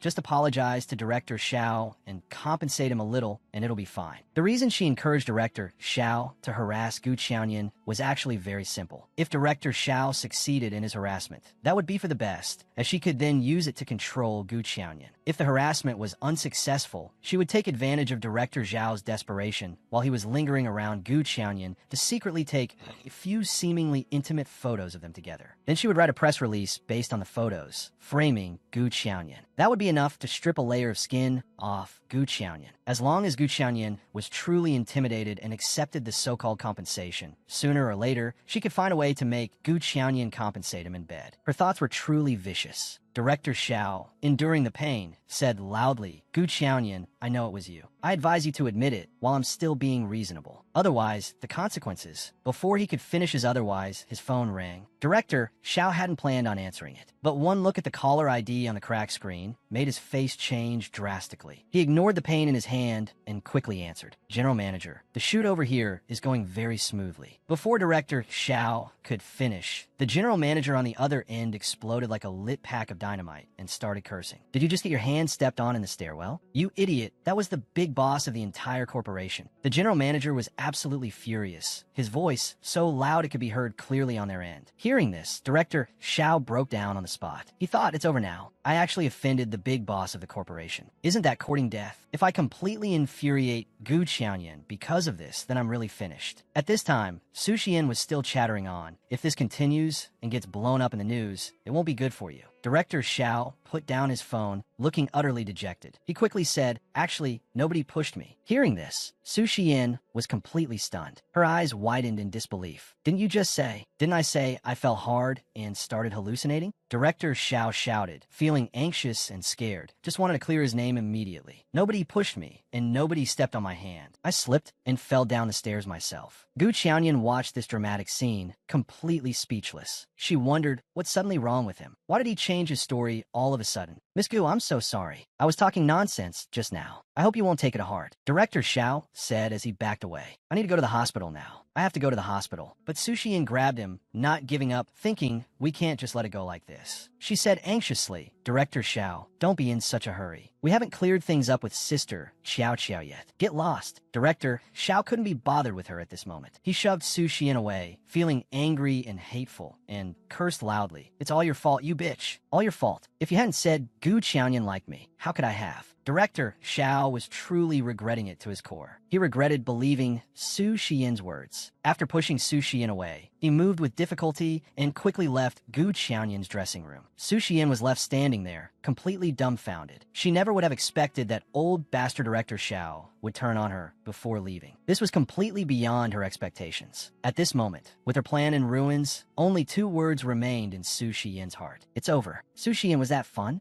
Gu Qianyan's cold voice sounded from behind her, seeming to carry a chilling undertone that made Su Xian shiver. Su Xian turned around stiffly to look at Gu Qianyan, her eyes filled with panic and fear, but she was still trying to argue. Sister Qiao, this really has nothing to do with me. It was Director Xiao who was talking nonsense. As she spoke, she even pretended to be on the verge of tears. Though trying to gain sympathy, Gu Qianyan remained expressionless, looking at her coldly. Then she picked up the water cup beside her and threw it forcefully. Su Xian was so scared she quickly covered her ears and squatted down in terror. The cup smashed against the wall, splashing water everywhere, which frightened her even more. What gives a thing like you the right to call me sister? Gu Qianyan's face was full of contempt, her eyes showing undisguised disgust. Her icy tone was like a knife stabbing straight at Su Xian. Su Xian was stunned for a moment, then stood up and cried out, Gu Qianyan, you're going too far. This is what you call going too far? Gu Qianyan's face was full of mockery. She sneered, then slowly stood up and walked over to Su Xian. She lifted her hand, pinched her chin, and forced her to look into her eyes, which held an unquestionable authority. She said icily, I already gave you a chance just now. You didn't take it. Now it's gone. You're not going to expose my scandals, are you? Su Xian asked cautiously, her eyes full of worry and fear. She was terrified that Gu Qianyan, in a fit of anger, would reveal all her dirty secrets. Then she would be completely finished. Just when she thought she might really be done for this time, Gu Qianyan spoke up. You want a chance? Trade something for it. Hearing this, Su Xian felt as if she had grasped a lifeline. She quickly looked up at Gu Qianyan and said eagerly, what do you want? As long as I have it and it's within my power, I'll definitely give it to you. But Gu Qianyan paid her no more attention. You're just letting her go like that, Qiao. Zhou frowned, looking unconvinced. He really hated Su Xian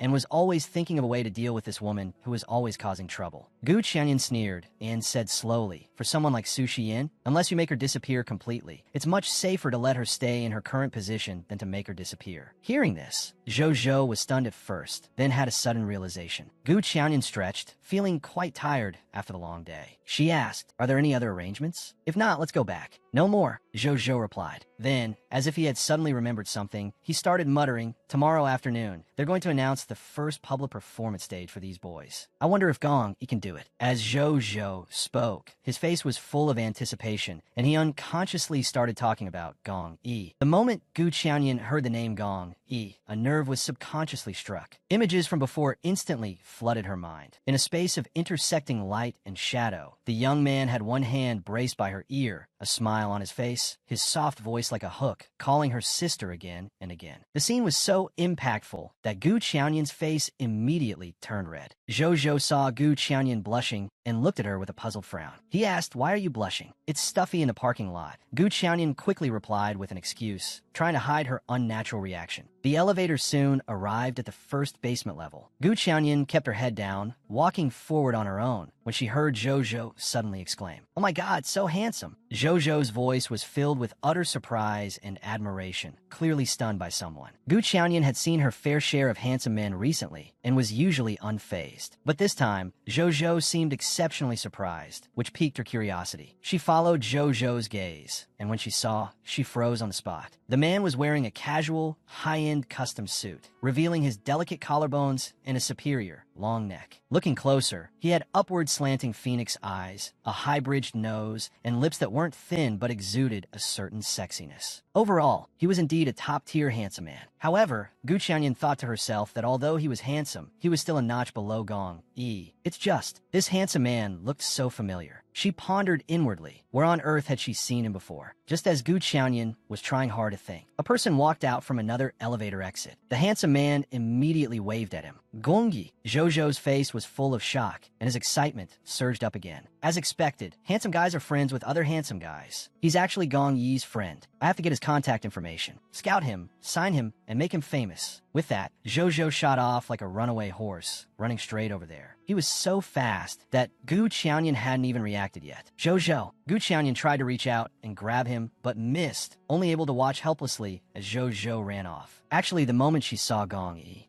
Gu Qianyan had already recognized the handsome man. Wasn't this the man who was with Gong Yi at the club last time? After Zhou ran over, he was incredibly direct. He said straight out, "Hi, Gong Yi. I'm Gu Pailai's manager. Is this your friend?" Gong Yi just nodded.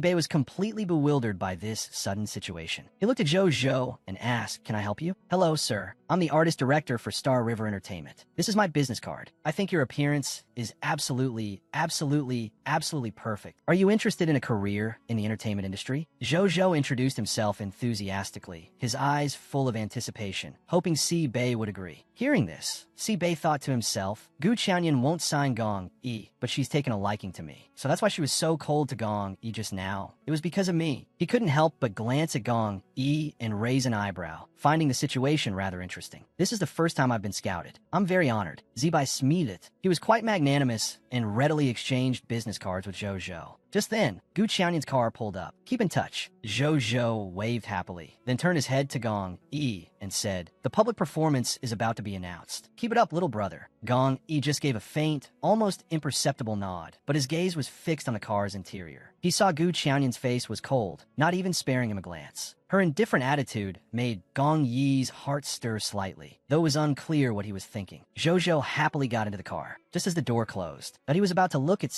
Bei's business card. But the card was suddenly snatched away by Gu Qianyan. Zhou looked closely and saw that the business card read, Executive Director of Genesis Consortium, President of Aoyang Biotechnology, Executive President of Jianxi Real Estate, Bei. Bei stood in place, watching Gu Qianyan's car slowly drive away. Only when the car disappeared from sight did he retract his gaze. Then he glanced at Gong Yi again, a half smile on his face as he teased, "Gong Yi, you're something else. You found a pretty powerful sponsor." Gong Yi shot him a cold glance, his eyes filled with indifference and disdain. Then he glanced at the conspicuous business card in Bei's hand and said in an unfriendly tone, exchanging cards so readily, "What? You want to debut too?" "Manners." It was purely out of politeness, Bei first explained. After a pause, he deliberately added in a teasing tone, "You want it too?" That word too was truly meaningful, carrying a strange, teasing undertone. Gong Yi was suddenly speechless, just remaining silent. Seeing this, Bei laughed twice and quickly offered the card to Gong Yi, saying with a smile, "Here, I'll give it to you, okay?" Boring. Gong Yi was still as cold as ever. Tossing out that one word without even glancing at the business card, he turned and walked away. His cool and aloof back exuded a do-not-approach aura.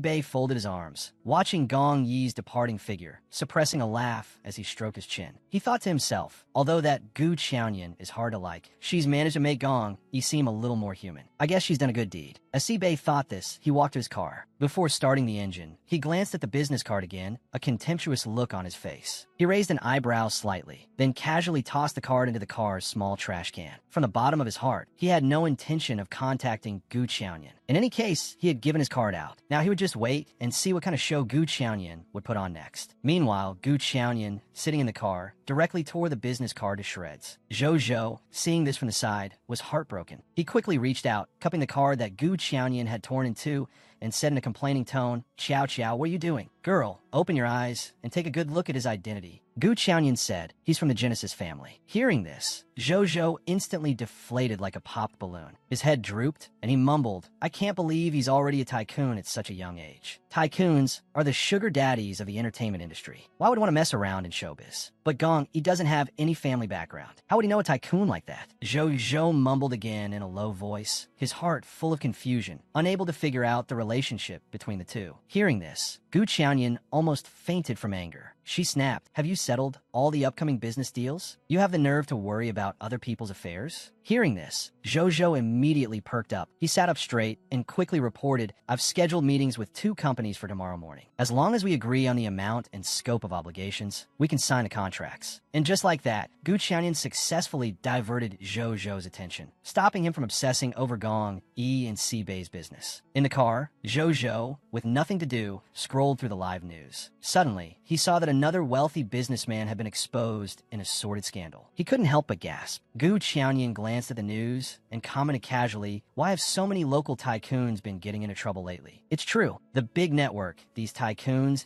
painstakingly built to protect each other has finally been breached. And the breach is widening by the day. More and more dark secrets are being exposed. This is called "He who is unrighteous will bring about his own downfall," Gu Qiaoyan said slowly, her tone filled with disdain for these corrupt businessmen. Although it hadn't reached the level of the scandal making the news, Jin Sheng's recent days had also been incredibly difficult. It was as if he were cursed. Nothing was going right. The Tycoons Club he had invested in and operated with friends for many years had been plagued by constant incidents during this period. One troublesome matter after another gave him a splitting headache. The goods were all agreed upon. Why won't they deliver? On this particular night, Jin Sheng encountered another vexing problem. Another one of his shipments had been canceled. This made him explode with anger on the spot. He roared, his face red with fury. "President Jean, this is the 5th order. Should we go and beg young Master Seibei? After all, you almost messed with his woman," a subordinate cautiously suggested. "That was a gift to me from Gu Qiaoyan's father." Hearing this, Jin Sheng's anger flared even hotter. He roared, the sound echoing in the room, making his subordinate tremble in fear. The subordinate quickly added, "Isn't Gu Qiaoyan's sister in your hands? You can have her pass a message to Gu Qiaoyan." Jin Sheng froze for a moment. Then, as if suddenly realizing, nodded repeatedly and said loudly, "How could I have forgotten about her? Go to that President Wang's place right now and bring her back. Clean her up." Time quickly passed to the next day. The trainees of National Idol were in the middle of recording the show. After announcing the rules from the stage, Gu Qiaoyan said loudly, "Now will everyone for class A please come over here to draw your songs." Gong, he was last in line and slowly walked over. When he stood before Gu Qiaoyan, her expression remained unchanged, just as it had been with every trainee before him, showing no particular emotion. After drawing his song, Gong, he went to stand to the side. Yue witnessed the entire scene and was ecstatic inside. He thought to himself, Xiao Qiao is being so cold to Gong Yi too. Could it be that Xiao Qiao has dumped this pretty boy? At this thought, Yue almost lost control of his happy expression. The corners of his mouth couldn't help but curl up. Luckily, he reacted in time, forcing a smile for the camera, trying to hide his true feelings. Then, something happened that left even Gu Qiaoyan speechless. Gong Yi and Yue were actually assigned the same song, and they were opponents. Although Yue was itching with hatred and wanted to eliminate Gong Yi, he couldn't say it out loud in front of everyone. He could only bottle up these thoughts, force a smile, and continue to fake a grin for the camera. Then, Gu Qiaoyan raised her voice and announced, "Your first public performance will be held in 7 days. Please give it your all and strive hard." The set was bustling with people coming and going, a lively and busy scene. Gu Qiaoyan stood in the spotlight, looking dazzlingly beautiful, as if she had her own aura, attracting everyone's attention. But in the shadows, a pair of eyes was staring intently at Gu Qiaoyan, filled with venomous resentment and unwillingness. Why is it like this? Why is she still the one high above, while I'm the one trampled in the mud? Gu Qiaoyan.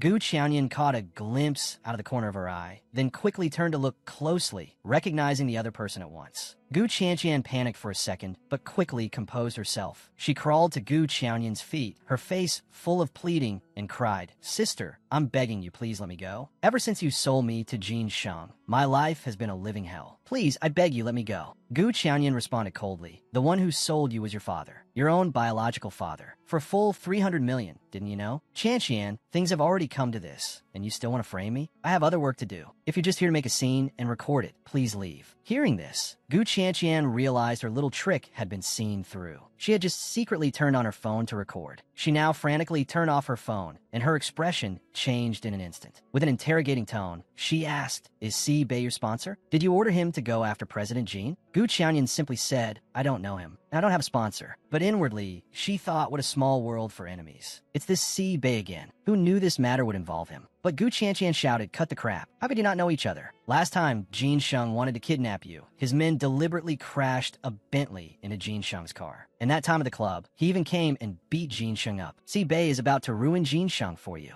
Jin Sheng said that if I can't sort this out, he'll make my life a living hell." With that, Gu Qianqian dropped to her knees with a thud, crying and begging, "Please, save me. Ask young master Si Bei to let Jin Sheng go." To her surprise, Gu Qianyan raised her hand and slapped her, leaving Gu Qianqian stunned. Gu Qianyan said angrily, "I don't know Si Bei, and I don't need you making a scene here. Besides, if you're being tormented, shouldn't you be begging Gu Diheo? What does it have to do with me?" Gu Qianyan looked at her, and images of Gu Qianqian's childhood involuntarily surfaced in her mind. Once, she had truly loved this younger sister, cherishing her like a precious jewel. She would give her the best of everything at the first opportunity. The sisterly bond back then was so genuine. But in the end, the image in Gu Qianyan's mind froze on Gu Qianqian's hideous expression just before her death in her past life. That ugly face had destroyed all the beautiful memories from before. It's too late. Gu Qianyan looked at Gu Qianqian coldly. Her voice was soft but held a tone of finality, as if everything from the past could never be undone. Gu Qianqian stiffened, then slowly stood up. She wiped the tears from her face. Her eyes filled with resentment as she looked at Gu Qianyan and said through gritted teeth, "You're determined to show no mercy, aren't you?" Gu Qianyan slowly walked up to Gu Qianqian, staring straight into her eyes, and asked word by word, "What do you call this? Showing no mercy?" Gu Qianqian looked at this face, so close and so beautiful it made one's teeth ache with hatred. She trembled with anger, but was helpless against Gu Qianyan, feeling incredibly frustrated. Who was it that trampled on my kindness? Gu Qianyan was expressionless as she poked Gu Qianqian's shoulder with her finger, the force carrying her anger and disappointment. Gu Qianqian was pushed back a step. Before she could steady herself, Gu Qianyan pushed her again, saying coldly, "Who was it that exploited my familial love?" Then Gu Qianyan pushed her again, her tone even colder as she demanded, "Who was it that endlessly abused and humiliated me?" Like this, Gu Qianqian was pushed back step by step until she reached the door, looking utterly wretched. "You're clearly unharmed, but my family is practically ruined," Gu Qianqian cried. "Even if you have resentment and hatred, it should be gone by now, right? I'm unharmed because I'm capable. What's it to you?" Gu Qianyan raised an eyebrow contemptuously. The disdain in her eyes provoked Gu Qianqian even more. At this moment, Gu Qianqian wished she could rush forward and strangle Gu Qianyan. But she knew in her heart that she didn't have the ability to do so. She could only endure it as Gu Qianyan directly called for Zhou Zhou, instructing, "Call security to get her out of here." Gu Qianqian felt as if her pride had been trampled on countless times. She was both ashamed and angry, but helpless. "Gu Qianyan, what goes around comes around. I will definitely make you pay." Gu Qianqian looked at Gu Qianyan with resentment. Since begging was useless, she might as well drop all pretenses. At least that way, she could retain a shred of so-called dignity. After speaking through gritted teeth, Gu Qianqian turned and left in a wretched state. Gu Qianyan was silent for a moment, thinking to herself, "My only connection to Si Bei is Gong Yi. Why would he target Jin Sheng for my sake?" She immediately instructed Zhou Zhou, "Zhou Zhou, call Si Bei tomorrow. Use the excuse of inviting him to sign with our company and see if you can get him a meet." "Okay, Xiao Xiao," Zhou Zhou replied. Then, as if remembering something, he said, "All right, Xiao Xiao. I just got a call saying Gong Yi is injured. Do you want to go see him?" Hearing this, Gu Qianyan was instantly shocked, her heart filled with worry. At the same time, in a practice room late at night, Gong Yi was slowly wrapping a bandage around his right hand. The movement looked a bit strained. The other trainees gathered around him with worried frowns, their faces full of concern. Yue from Group B was also there. His eyes were red, and he looked like an innocent little bunny as he said with a sob in his voice, "Gong Yi, I didn't do it on purpose. It doesn't hurt. It's fine." Gong Yi's expression was calm, as if this injury was nothing to him. Just then, a trainee's voice was suddenly heard from outside. "PD, why are you here so late?" Gong Yi's hand, which was wrapping the bandage, paused involuntarily. He thought to himself,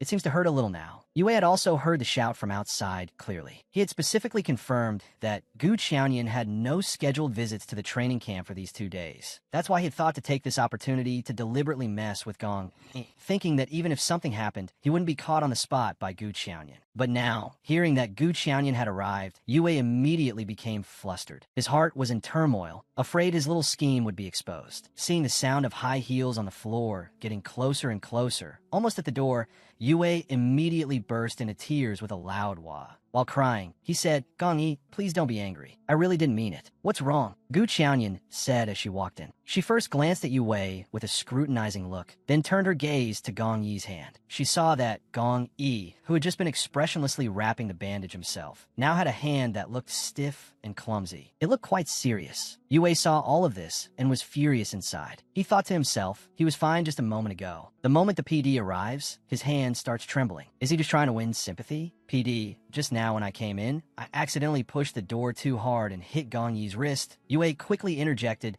speaking very fast as if afraid someone else would speak first. "Yes, I offered to take him to the infirmary, but he said it was fine and didn't hurt. He absolutely refused to go." "Yue, did you really not see Gong Yi just now?" At this moment, the martial arts specialist in Yue's group spoke up. "I saw you pacing back and forth at the door several times just now. It was obvious you were waiting for Gong Yi and deliberately slammed the door open to hit him." It seemed this teammate had also long been suffering from Yue's green tea antics and couldn't bear it anymore, which is why he told the truth in front of Gu Qianyan. "Jiang Bin, don't talk nonsense. It was an accident. I know my resources in the team are better than yours, and you've never liked me. But how can you slander me in front of the PD?" Hearing this, Yue immediately retorted anxiously, a wronged look on his face. Then he turned to Gu Qianyan and said tearfully, "PD, please believe me. I really didn't do it on purpose." Gu Qianyan frowned slightly, growing suspicious about the matter. She felt there was definitely more to it. Yue saw this and thought Gu Qianyan was about to side with him against Jiang Bin, and he was secretly delighted. But he didn't expect her to say, "There are cameras and surveillance everywhere here. If you really want to argue about who's right and who's wrong, go check the footage." Gu Qianyan said in a deep voice. After speaking, she paid no more attention to their argument and walked directly to Gong Yi, taking his hand to carefully ask about the situation. "It's fine, I'm not in pain." Gong Yi finally spoke again. Though he said it didn't hurt, his brow twitched slightly. That subtle movement still revealed that he was actually enduring the pain. But on the surface, his wrist was indeed swollen and looked quite serious. Gu Qianyan's eyelid twitched, and she felt a little worried. She quickly said, "Stop practicing. I'll take you to the infirmary." Gong Yi's face was a little pale now, but he still shook his head and said stubbornly, "I'm not going. The public performance is just around the corner. If it gets worse, it's one thing if you mess up your own performance, but what about the rest of your group?" Gu Qianyan's brows were tightly furrowed, her face stern, her tone leaving no room for argument. "Come with me." Gong Yi still wouldn't look at Gu Qianyan. To others, he didn't seem to show much expression, but Gu Qianyan could feel it. What he was conveying to her was a sense of immense grievance, as if she had bullied him. After a moment, Gong Yi finally nodded, agreeing to go to the infirmary with Gu Qianyan. Yue, watching from the side, was about to cough up blood from anger. He thought, who's the real green tea here? This Gong Yi really knows how to act, and Gu Qianyan just eats it up. It's so infuriating. I'll go too. After all, I'm the one who accidentally hit him. Yue quickly said, thinking, I can't just let them be alone. I have to go with them. You still have an unresolved dispute here. Settle that first. Gu Qianyan rejected him directly. Yue was instantly speechless and could only watch helplessly as Gu Qianyan left with Gong Yi, feeling incredibly frustrated. Gong Yi and Gu Qianyan didn't say much on the way, but when they arrived at the infirmary, they found the doctor wasn't there. This was a bit awkward. Gu Qianyan's brows were furrowed as she looked at Gong Yi's wrist with a worried expression. She thought that since the doctor wasn't here, she might as well apply some medicine for him herself. They couldn't just wait around. You're really something, aren't you? You sprain your wrist and don't come to the infirmary, but instead just wrap it with a bandage yourself. Gu Qianyan couldn't help but complain as she prepared the medical supplies. Doesn't the PD hate me? Why the rush now? Gong Yi kept his eyes lowered, still refusing to look at Gu Qianyan. His tone held a hint of grievance, as if he were sulking. Gu Qianyan froze, not expecting Gong Yi to say that. She sighed and replied, I don't hate you. I just think our boundaries should return to those of a mentor and a trainee. Why? Hearing this, Gong Yi immediately looked up, staring straight at Gu Qianyan, and asked urgently, as if he couldn't comprehend her words at all. Gu Qianyan's anger shot straight to her head. She thought, I already caught him with Bei, and he still has the nerve to ask me why? This is infuriating. What else? You're spending your sponsor's money on one hand and flirting with me on the other, Gu Qianyan said angrily. After saying this, she leaned down and pinched Gong Yi's chin with one hand. The gesture was a bit forceful. The distance between them closed in an instant, and the atmosphere became somewhat delicate. But looking at Gong Yi, his face was full of innocence and confusion. His expression made it seem as if he had no idea what Gu Qianyan was talking about. Two-timing? Gong Yi muttered under his breath, thinking, I'm not even on one boat. Where did this two-timing come from? What is she overthinking now? Honestly, seeing Gong Yi pretending to be clueless, Gu Qianyan became even angrier. She took a deep breath and lowered her head further. She brought her lips to Gong Yi's ear and whispered, Stop acting. The morning of the fire alarm, after you and Bei spent the night at the club. I was there too. Hearing this, Gong Yi was instantly speechless. After a moment of silence, he said lightly, You mean Bei, my sponsor? After another moment of silence, Gong Yi thought to himself, watching her deal with her adoptive parents and a bully like Jin Sheng. That she had the air of someone who could conquer all. She doesn't seem like a muddle-headed person. How come she's so confused about this? But then again, he found this plot development rather interesting. Ah, so you found out. Gong Yi said this lightly, his tone casual, yet with a hint of deliberate teasing. Gu Qianyan didn't expect him to respond this way. Inexplicably, she was flustered by his light tone. Her heart fluttered, and her face couldn't help but blush slightly. And after saying that, he even smiled. It was a genuine smile. His eyes and brows relaxed. The corners of his mouth turned up slightly. The smile was incredibly handsome, exuding an irresistible charm. With him being so close at this moment, Gong Yi's smile was a devastating blow to Gu Qianyan, leaving her unable to defend against it. Gu Qianyan felt her heart skip a beat. Her initial rage almost dissipated completely, the anger in her heart losing its force. She quickly let go of Gong Yi's chin and cursed fiercely, yet with a lack of conviction, frivolous, shameless. Sister, you're so strange. On one hand, you don't want me, but on the other, you get so angry because I'm going to find someone else. Gong Yi, however, was not flustered at all. His face was full of pure confusion as he spoke slowly, his innocent appearance making it seem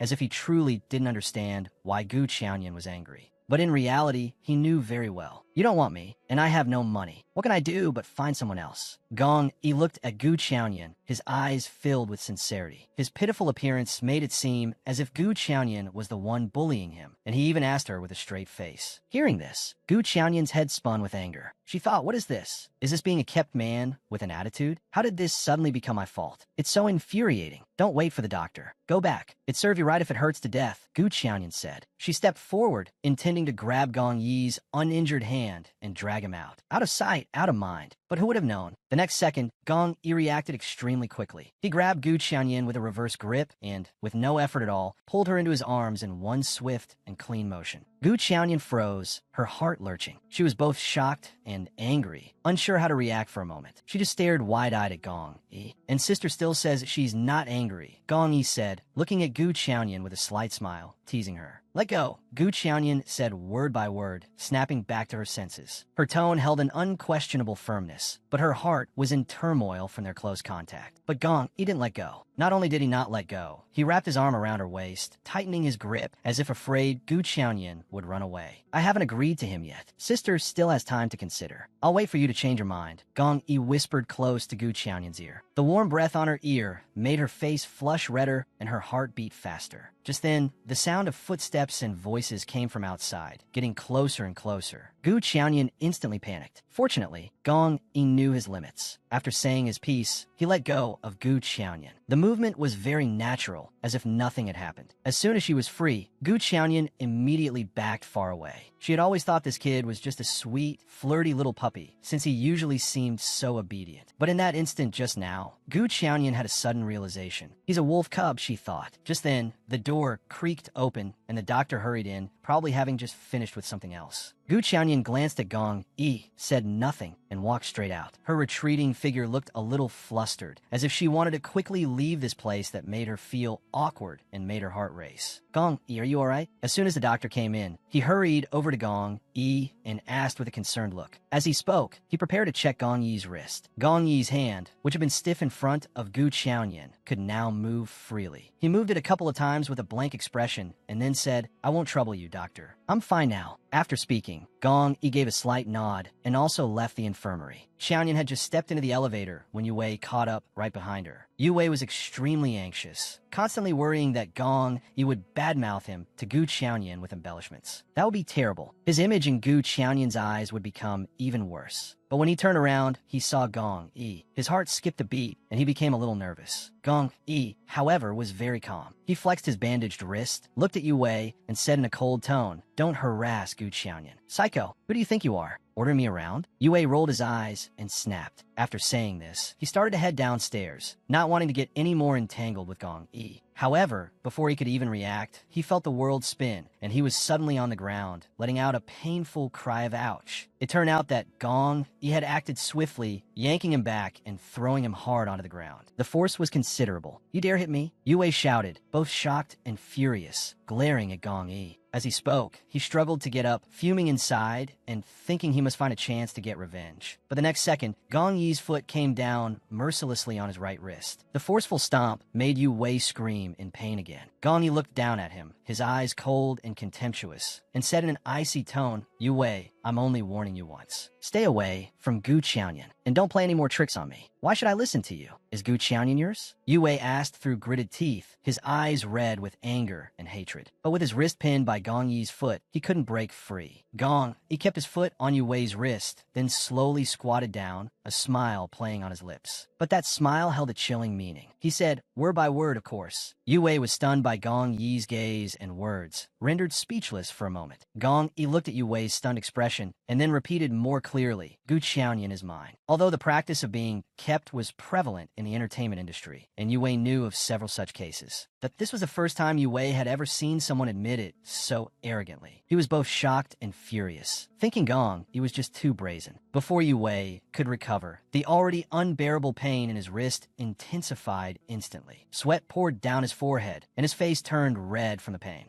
Gong Yi, even if you have a sponsor, this is the training camp. If you dare to injure me, just wait to be kicked out. Yue Wei shouted at Gong Yi through gritted teeth, his voice trembling with pain. But Gong Yi just lowered his eyes. Out of the corner of his eye, Yue Wei thought he saw him smile. It was a smile filled with coldness and disdain, as if he didn't take the threat seriously at all. Then let's give it a try, Gong Yi said coldly. As soon as the words left his mouth, he stood up, looking down at Yue Wei, his face still expressionless. Then he stomped down hard, adding more force with his foot. Yue Wei immediately let out a piercing scream that echoed throughout the hallway, sounding particularly shrill in the quiet night. The commotion probably startled many people. Only then did Gong Yi unhurriedly retract his long leg. He didn't even glance at Yue Wei, who was writhing in pain on the floor. He just lightly rotated the wrist that Yue Wei had deliberately injured, his expression the epitome of coldness, and said, I'll be waiting for you to get me kicked out. After speaking, Gong Yi turned and left coolly. His departing figure exuded a cold and domineering aura, as if what had just happened was no more significant to him than crushing an ant. By the time Yin Chengcheng arrived at the treatment room, Yue Wei had almost cried himself unconscious. His wretched state looked quite pitiful, but anyone who knew the full story probably wouldn't sympathize with him. The moment Yue Wei saw Yin Chengcheng, he burst into heart-wrenching sobs. Crying, he shouted, CEO Yin, you have to stand up for me. Gong Yi in the training camp is too outrageous. Relying on his improper relationship with PD Gu,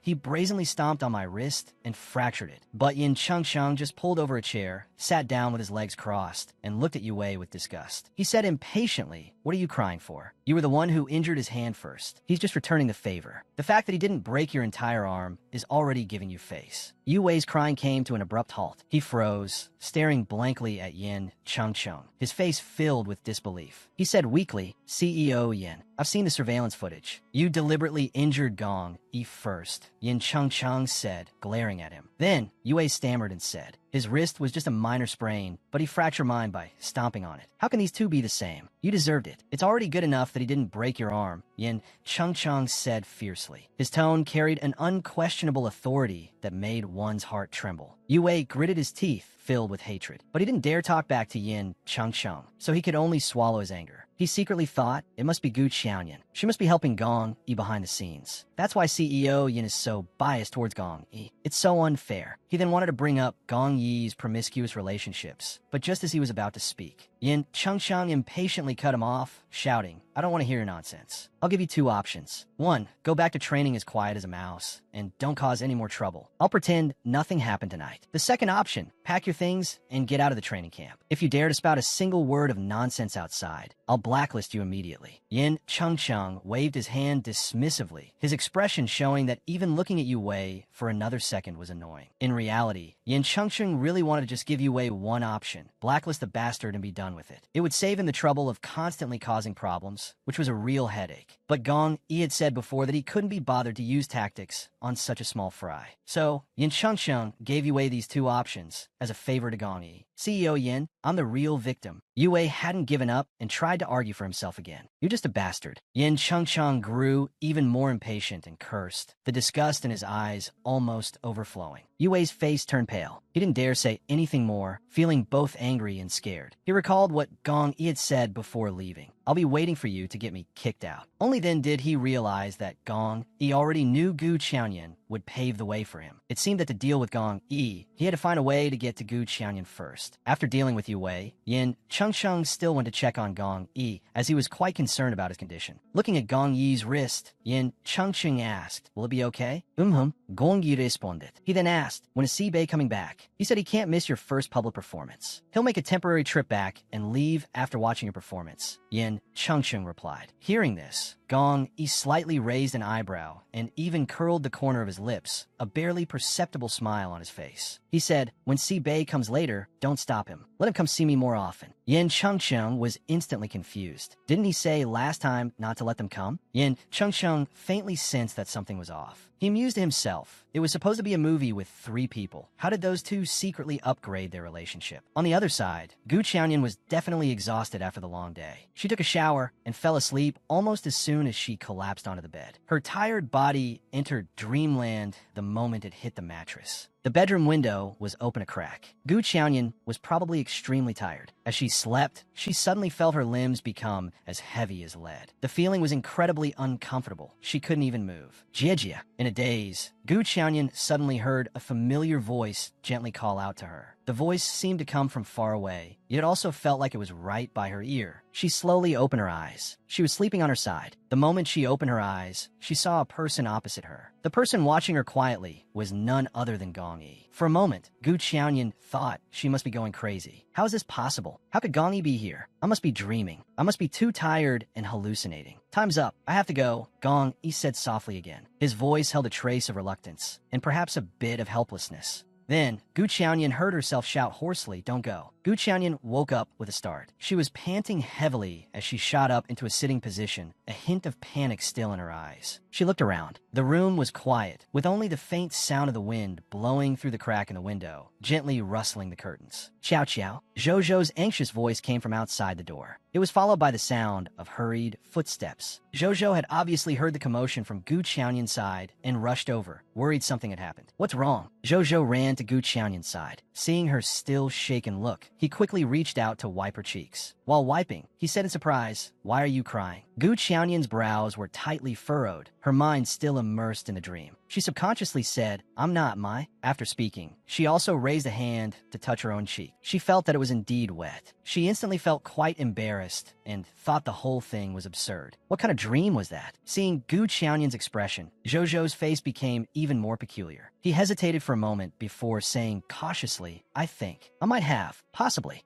Heard you shouting for Gong Yi." Gu Qiaoyan's hand trembled. Her heart skipped a beat, and she inwardly cursed her luck. "It's over, I'm doomed. Have I really been bewitched by that little wolf cub Gong Yi? Why am I even dreaming about him and shouting his name out loud? If Zhou found out about all the messy thoughts in her head, it would be too embarrassing." "You heard wrong," Gu Qiaoyan said firmly, her tone leaving no room for doubt, hoping Zhou would believe her. "No, I heard it very clearly. It was a very loud, heart-wrenching shout for Gong Yi." But Zhou still looked serious. He was also also puzzled. Why wouldn't Gu Qianyan admit it? He had heard it so clearly. Gu Qianyan was speechless. She thought, you don't have to describe it in such detail. This is just getting more and more awkward. Maybe. Gu Qianyan began to fabricate with difficulty, trying to find a reasonable excuse. I saw Gong Yi get injured, so I probably incorporated it into a nightmare. Oh, I see, Zhou said, though he still found it bizarre. He thought to himself, but that's no reason to cry out like that. However, seeing that Gu Qianyan didn't want to talk about it, he didn't press the matter. Gu Qianyan clutched her chest. For someone as busy as her, the dream that night didn't originally hold much significance. At most, it was because she had been so captivated by that young man that she'd become a little obsessed, leading to a strange, inexplicable dream. In any case, she didn't want to dwell on it any longer. So, Gu Qianyan went back to sleep. This time, she slept soundly without any more strange dreams. All sorts of work came one after another, and Gu Qianyan was busy from dawn till dusk every day. Soon, she naturally put the strange dream to the back of her mind. In the blink of an eye, the day of Nations Idol's first public performance arrived. Gu Qianyan rushed back without stopping. When she arrived at the recording venue, it was already surrounded by a sea of fans. Among them were Gu Qianyan's own fans. In her past life, she was despised by everyone. She never expected this life to be so different. Looking at the fans holding signs with her name and enthusiastically shouting for her, Gu Qianyan was quite moved. She couldn't help but take a longer look, her face showing a mixture of astonishment and emotion. She thought to herself, how could she not be touched that so many strangers from all over the country cared about her, whether she was eating and sleeping well, and if she was happy? When the crowd thins out a bit, find someone to buy them some drinks, Gu Qianyan said to Zhou. With so many fans here to support her, she felt she should show her appreciation. Got it. Zhou nodded repeatedly. He quickly agreed. Just as Gu Qianyan and her group entered the elevator and the doors were about to close, a woman's voice called out from outside. Wait a minute. Then, a pair of hands with exaggerated nail polish pride opened the closing elevator doors. The woman standing at the elevator door was Yang Shue's best friend, Li Hua. As soon as Li Hua entered, she sneered at Gu Qianyan. Sister Yang was so good to you before. I never thought someone so young could be so good at backstabbing. Kicking someone out as soon as you gain some status. You're so ungrateful. Her tone was full of sarcasm and contempt. It was clear she had come with ill intentions, to cause trouble for Gu Qianyan on behalf of Yang Shui. Sister Hua, what are you talking about? Didn't Yang Shui bring it on herself? Who told her not to be a decent person and insist on being a mistress? At this moment, Gu Qianyan, unhurried, spoke slowly with a gentle and kind smile on her face. Sister Hua, you should take Yang Shui's situation as a cautionary tale. It's not easy being a mistress. If the wife finds out, the consequences are never good. Hearing this, Li Hua was instantly petrified. All the insults she had prepared were suddenly stuck in her throat. Li Hua had originally thought that Yang Shui's affair was quite secretive and shouldn't have been discovered. She had come this time to avenge her best friend and give Gu Qianyan a harsh lesson. Who would have thought she'd stumble right out of the gate, rendered speechless by Gu Qianyan's few words just as she started. Right at the elevator door, she was hammered into a state of utter confusion. Her original arrogant demeanor vanished in an instant. Gu Qianyan then glanced at the time and saw that there was still an hour before the public performance officially began. She said, the performance starts in an hour. Let's go see how the trainees are preparing. When those hot-blooded young men saw Gu Qianyan arrive, they became as boisterous as a pack of wild monkeys, letting out a chorus of strange cries. How is everyone's preparation? Gu Qianyan, as usual, asked with a gentle smile on her face. Excellent. We're aiming for first place today, right, Captain? A trainee said excitedly, turning to look at the captain, his eyes full of expectation. The captain himself, however, remained as cold as ever, merely giving a soft MHM in response. How's your hand? Gu Qianyan's gaze fell on Gong Yi as she asked with concern. After all, his hand had been injured before, and she was still worried about it. It's fine, Gong Yi replied, his tone flat and emotionless. Just then, Gong Yi's choreographer walked in and said to him, Gong Yi, come out for a moment. No way. Another mid-performance evaluation? The other trainees immediately started wailing. Captain, you've already had 3. This is too unfair. But Gong Yi shook his head and said, it's not that. A friend has arrived. A friend has arrived. When Gu Qianyan heard this, her ears perked up. She was incredibly curious, wondering to herself what kind of friend it was. Why hadn't she heard him mention it before? Then, Gong Yi brushed past her and went out. As fate would have it, just as Gu Qianyan walked to the next practice room, she saw Gong Yi standing with Si Bei. She didn't know what they were talking about, but Si Bei had a radiant smile on his face and seemed to be in a very good mood. The moment Gu Qianyan saw this scene, she became angry. She thought, didn't Gong Yi say he hadn't agreed? Why are they chatting so happily now? He's such a liar. In fact, Gong Yi had already seen the angry Gu Qiaoyan from a distance. A triumphant smile played on his lips, and he deliberately hugged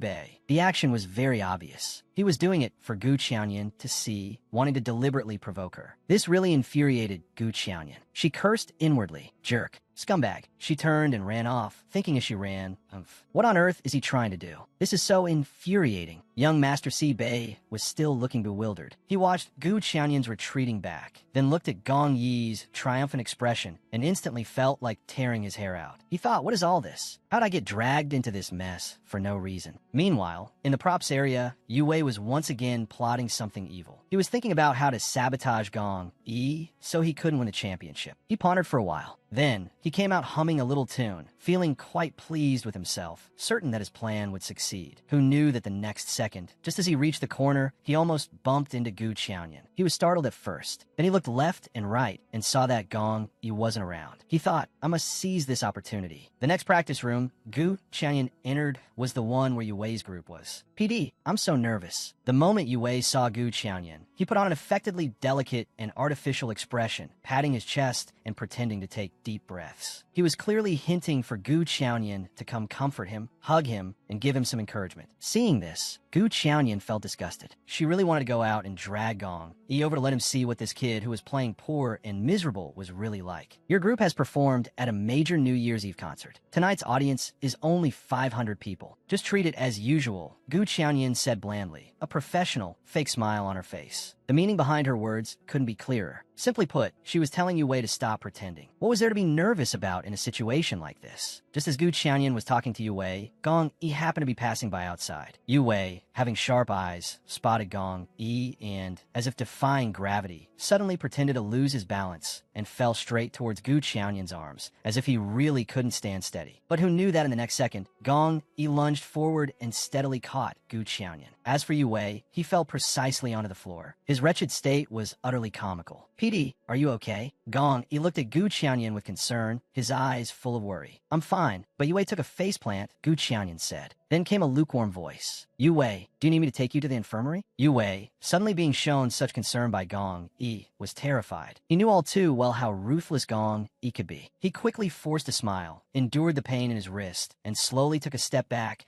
hastily putting distance between himself and Gu Qiaoyan, afraid of causing any more trouble. Gu Qiaoyan just gave a faint acknowledgement and left Yue's practice room, heading to the other group's rooms to check on them. After leaving Yue's practice room, Zhou began to chatter excitedly. Xiao, did you see that? My boy is so sweet. That move just now was overflowing with boyfriend material. Hearing this, Gu Qiaoyan's face immediately turned red. She felt a little embarrassed, but didn't know how to respond to Zhou. At that moment, Gu Qiaoyan happened to be passing the props room. She suddenly remembered seeing Yue come out of there just now. A sense of suspicion arose in her heart. Everyone was practicing hard, so what was he doing in the props room? Thinking of this, she quickly asked Zhou to go check the items in the props room to see if anything was amiss. Not long after, the trainees' public performance officially began. The lights in the areas outside the stage slowly dimmed, instantly setting the atmosphere. The competition kicked off. The lighting, stage design, music, and everything else were ready. The atmosphere on site was both tense and enthusiastic. Everyone was looking forward to the upcoming stage performances. Gong Yi's group was the first to officially begin their performance. As soon as the performance started, Yue's eyes widened, staring intently at Gong Yi on the big screen. His gaze was filled with unwillingness and competitiveness. He thought, I can't let Gong Yi steal the show in this performance. Time passed, second by second. Gong Yi's performance on stage was flawless, without a single mistake. Yue grew more and more anxious, muttering to himself, how can this be? How is he not making any mistakes? Who would have known that not only did Gong Yi complete the performance flawlessly, but he also delivered an exceptional solo part. His exquisite dance moves, moving vocals, and powerful stage presence instantly conquered everyone in the audience. As his solo was about to end, Gong Yi deliberately glanced towards Gu Qiaoyan. His gaze held a special meaning, as if he were showing off to her, or perhaps asking, aren't I amazing? Gu Qiaoyan noticed his gaze and lowered her eyelids. Although she told herself to remain composed, the corners of her mouth couldn't help but curve up slightly. It was a pride that came from the bottom of her heart for Gong Yi's brilliant performance. But this feeling didn't last long. Awesome. Gu Qianyan vaguely heard Yin Chengqing's voice from the side. She subconsciously glanced over. This glance was quite a shock. Not only did she see Yin Chengqing, but she also unexpectedly saw Si Bei standing next to him. The two of them standing together were quite eye-catching. After Gong Yi's group finished their performance on stage, the lights went out. Then, the lights came up on Group B, which was Yue Wei's group. The boiling excitement from just now quickly subsided. Everyone's attention shifted to the next performance. Before Yue Wei could figure out the previous question, a bolt from the blue struck him. After the performance started, he discovered that his in-ear monitor had no sound. This made him frantic. On stage, having no sound in your in-ear monitor severely affects your performance. However, his group's performance had already begun. Left with no choice, Yue Wei could only close his eyes and push through, singing by feel alone. The result was naturally far from ideal. Unsurprisingly, Gong Yi's group, with their spectacular performance, won this PK battle with an overwhelming number of votes. Yue Wei's meticulously prepared first public performance was ruined just like that. One can imagine how much he hated Gong Yi in his heart right now. Gigolo. The moment Yue Wei saw Gong Yi, he threw his image to the wind and started cursing. How could you be so despicable? You knew you couldn't beat me on stage, so you resorted to such low-handed tricks. Gu Qianyan was striding over in her high heels, wanting to see what was going on. PD, you're just in time. You have to stand up for me. The moment Yue Wei saw Gu Qianyan, it was as if he had seen his savior. He rushed towards her, looking so desperate, as if he had been greatly wronged. But Gong Yi stepped forward and blocked Yue Wei's path, his cold demeanor exuding an inviolable aura. Yue Wei had been throwing a tantrum for so long, but Gong Yi hadn't given him a single glance the entire time, as if he didn't exist. Only now, when Yue Wei was furious and reached out to push Gong Yi, did it look like he was ready to fight him to the death. Seeing this from his side, two words flashed through Yin Chengqing's mind. It's over. Sure enough, in the next second, Gong Yi reacted extremely quickly. With one hand, he flipped Yue Wei to the ground. The move was clean and decisive, and quite powerful. Everyone was shocked to see this. No one had expected Gong Yi to suddenly get physical. The scene fell silent for a moment, followed by a burst of whispers. Everyone was stunned by the sudden turn of events. Gu Qianyan frowned slightly and chided Gong Yi, her voice tinged with seriousness. She clearly felt that Gong Yi's action just now was inappropriate. Hearing this, Gong Yi just gave her a faint glance and said calmly, self-defense. PD, you can't keep covering for Gong Yi. He's gone too far. Yue Wei, afraid that Gong Yi would attack him again, scrambled up from the ground and cried tearfully to Gu Qianyan, my performance mistake on stage just now was because Gong Yi swapped my in-ear monitor. I couldn't hear the music. I couldn't hear my own voice. That's why I made such a mistake. Gu Qianyan frowned after hearing his words and asked, are you sure? Yue Wei immediately said urgently, I'm sure. This in-ear monitor isn't mine. Just then, the assistant director in charge of the in-ear monitors appeared and said, that's right. There was indeed a problem with Yue Wei's in-ear monitor. It got wet. I see. Gu Qianyan murmured thoughtfully. After a moment, Gu Qianyan spoke again. I'm a little confused. Why are you so sure that this water-damaged in-ear monitor belongs to Gong Yi? Hearing this, Yue Wei froze. He had a bad feeling, thinking to himself, this is what they mean by death by a single phrase. How could I have been so careless and said the wrong thing? It was a slip of the tongue. Yue Wei quickly corrected himself, saying anxiously, what I meant was Gong Yi sabotaged my in-ear monitor. Gu Qianyan pursed her lips and said slowly, it seems it might really be as Yue Wei said. Someone sabotaged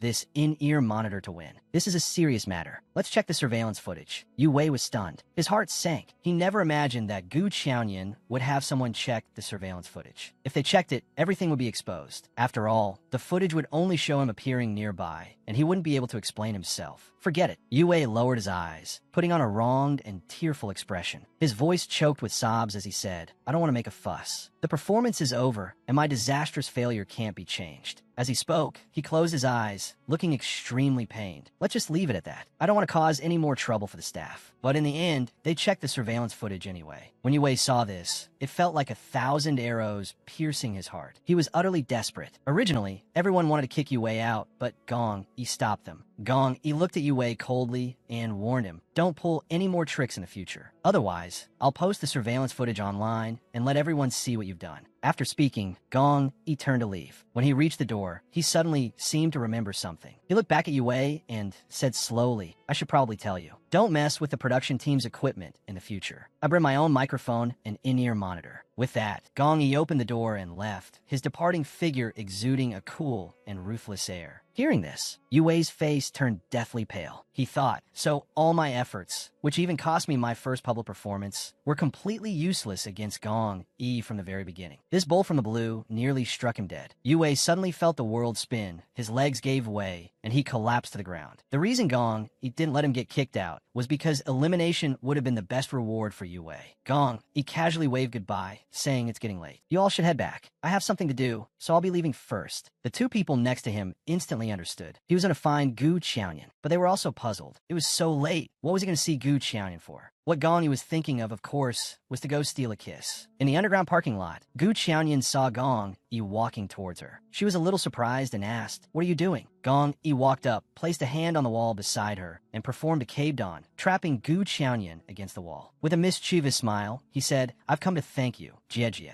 People say that when someone saves your life, you should repay them with your body." At these words, Gu Qiaoyan's heart began to pound, and her face unconsciously flushed red. Then, Gong Yi reached out and pulled open his shirt, revealing his firm abs. The lines were incredibly alluring. He said with an ambiguous look, "So today, whatever Jie wants to do to me is fine." Inappropriate images flashed through Gu Qiaoyan's mind. She imagined a red ribbon tied to the car, while her own hand caressed his abs. The two of them doing some indescribable things. Her face turned even redder. Gu Qiaoyan lowered her head slightly and whispered, "Really? Anything?" As she spoke, she unconsciously moved closer to him, narrowing the distance between them. Gong Yi reached out and grabbed her wrist, his eyes holding a bewitching glint. He said firmly, "Of course, as long as Jie wants it, anything is possible." Gu Qiaoyan looked at Gong Yi, who was as tempting as a juicy peach. She felt she couldn't resist such temptation. On impulse, she leaned in and kissed him. She thought, "I can't hold back anymore, so I might as well indulge myself." Then, her hand unconsciously moved to his abs and slowly slid down. Just then, some noise came from outside. Gu Qiaoyan immediately stopped her actions. Only then did she realize how impulsive she had been. She quickly backed away, putting distance between herself and Gong Yi. She said to Gong Yi, "I helped you only out of my responsibility as a mentor. There was no other meaning. Besides, you've already chosen Bei. It's better to be faithful." Gong Yi slowly buttoned up his shirt, a half smile on his face, and asked in return, "Jie, how did you know I've already chosen Bei?" Gu Qiaoyan looked disdainful and said, "He already came to visit the set and declare his sovereignty. You're still not official? What a scumbag." Gong Yi raised an eyebrow, looked at Gu Qiaoyan's innocent face, and said, "All right, I admit Bei does want to sponsor me, but the only one I've chosen is you. Jie, do you want me or not?" As he spoke, he put on a pitiful expression. He looked incredibly cute, like an innocent little animal. This completely dazed Gu Qiaoyan. She could only feel her heart pounding, thinking he's so cute. I really want to ravage him. But just then, a rational voice spoke in her mind. "No, you have to resist." Gu Qiaoyan said to Gong Yi with a serious face, "I'm not what you think I am. Don't get too close to me. It's not good for you. Bei is powerful and influential. He can make your future path much smoother." As she spoke, she pulled the seatbelt and fastened it. "I'm going to pick up Zhou. You should get out." After speaking, she began to push Gong Yi out of the car. She directly shoved Gong Yi out. She didn't forget to say, "I wish you and Bei happiness." Gong Yi didn't even have a chance to say goodbye and could only watch helplessly as Gu Qiaoyan drove away. He thought me and Bei happy? I played my hand wrong. How did it end up like this? At this time, Gu Qiaoyan returned home. As soon as she entered, someone walked over and said, "Sister Qiao, I'm Xiao Tian." Sister Zhou had something to attend to and took a leave of absence. She arranged for me to take care of you. Gu Qiaoyan was a little puzzled, wondering why she hadn't been told about the leave in advance. Was it an emergency? Xiao Tian continued, "Sister Qiao, next week is your birthday. The partners are asking if we want to hold a fan meeting, a birthday party, to invite your fans to celebrate with you." Birthday? Gu Qiaoyan froze. In her heart, that day was just a trick used by that scumbag couple, Gu Diheo, to make money. She suddenly remembered what Gu Sisi had told her in her past life, that she wasn't her parents' biological child, but was abducted to be a money-making machine. Back then, to abduct her, that couple had even personally killed her biological parents. Thinking of this, Gu Qiaoyan closed her eyes, enduring the heart-wrenching pain. She thought to herself, "Mom, Dad, are you really gone?" Then she put down the water glass in her hand and said coldly, "Don't prepare anything. I don't celebrate my birthday." Xiao Tian, standing by, looked at Gu Qiaoyan's state with some worry, wondering how she could possibly do the photo shoot in this condition. Later, the two arrived at the shooting location. Xiao Tian looked at Gu Qiaoyan worriedly and said, "Sister Qiao, you don't look well. Can you really go into the water later? If not, let's find a body double. Gu Qianyan, who had already changed into a mermaid costume, shook her head and said firmly, no double. I can do it. With the command to start shooting,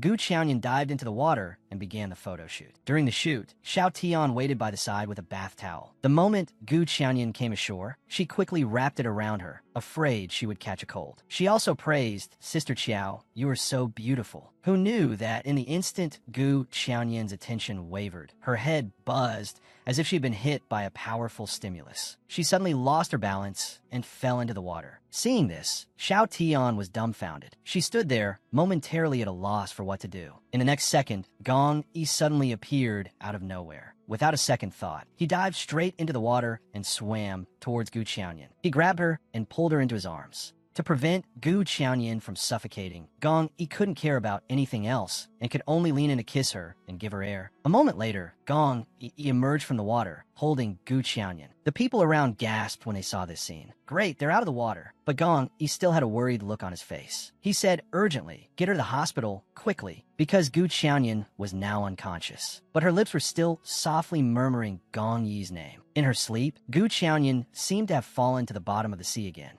She shouted, no, don't die, save me. Just as she was despairing, an arm firmly grabbed her own. She struggled to open her eyes and saw that the person was Gong Yi. Then, Gu Qianyan woke up abruptly from the dream. She opened her eyes in terror, panting heavily. Her head throbbed with pain, and she felt a bit dazed. But the first person she saw was indeed Gong Yi. She was full of confusion and asked, Gong Yi, why are you here? Gong Yi just pursed his lips, but didn't speak, simply watching her quietly. Gu Qianyan stood up, frowning. She said, aren't you in intensive training? Why did you run out? But before she could finish her words, Gong Yi suddenly leaned in and kissed her. The two of them were instantly caught in a very ambiguous situation. Just then, Zhou Zhou's voice came from the doorway. Gu Qianyan snapped back to her senses at once and hurriedly pushed Gong Yi away with force. Her face was bright red, and with a hint of anger, she said, are you crazy? Gong Yi was seen unhurriedly wiping away the lingering moisture on his lips. Looking at Gu Qianyan, he said in a firm tone, I went crazy. The moment I saw you collapse in the pool, I had already gone crazy. Gu Qianyan now understood. What happened just now wasn't a hallucination. It was real. Gong Yi had truly saved her. Gong Yi was seen looking at her with deep affection, saying, Sister, can you not make me worry anymore in the future? I'm really scared of losing you. After hesitating for a long time, Gu Qianyan finally asked the question, Gong Yi, do you like me? Upon hearing this, Gong Yi's face immediately broke into a happy smile. He said without hesitation, yes. I've liked you since the first time I saw you. However, Gu Qianyan's expression suddenly turned very gloomy. She forcefully pushed Gong Yi away and said coldly, I don't know if this is a professional seduction tactic or if you genuinely like me. Gu Qianyan is no saint. I'm a demon who can even eliminate the person who raised me without hesitation. So I advise you, don't mess with me again. Otherwise, I won't show you any mercy. Hearing this, Gong Yi felt a pang of sadness in his heart. Like a wronged child, he lowered his head innocently. Seeing him like this, Gu Qianyan was suddenly flustered, thinking to herself, but he just saved me today. Was what I said too cruel to him? But then she thought that she still had more important things to do. She couldn't just get entangled with him like this. In the next second, however, Gong Yi suddenly reached out his hand and pinned Gu Qianyan onto the hospital bed. His eyes held a peculiar glint as he said, Sister, how do you know I'm not a demon? Gong Yi instantly moved closer to Gu Qianyan's ear and whispered, You're a demon,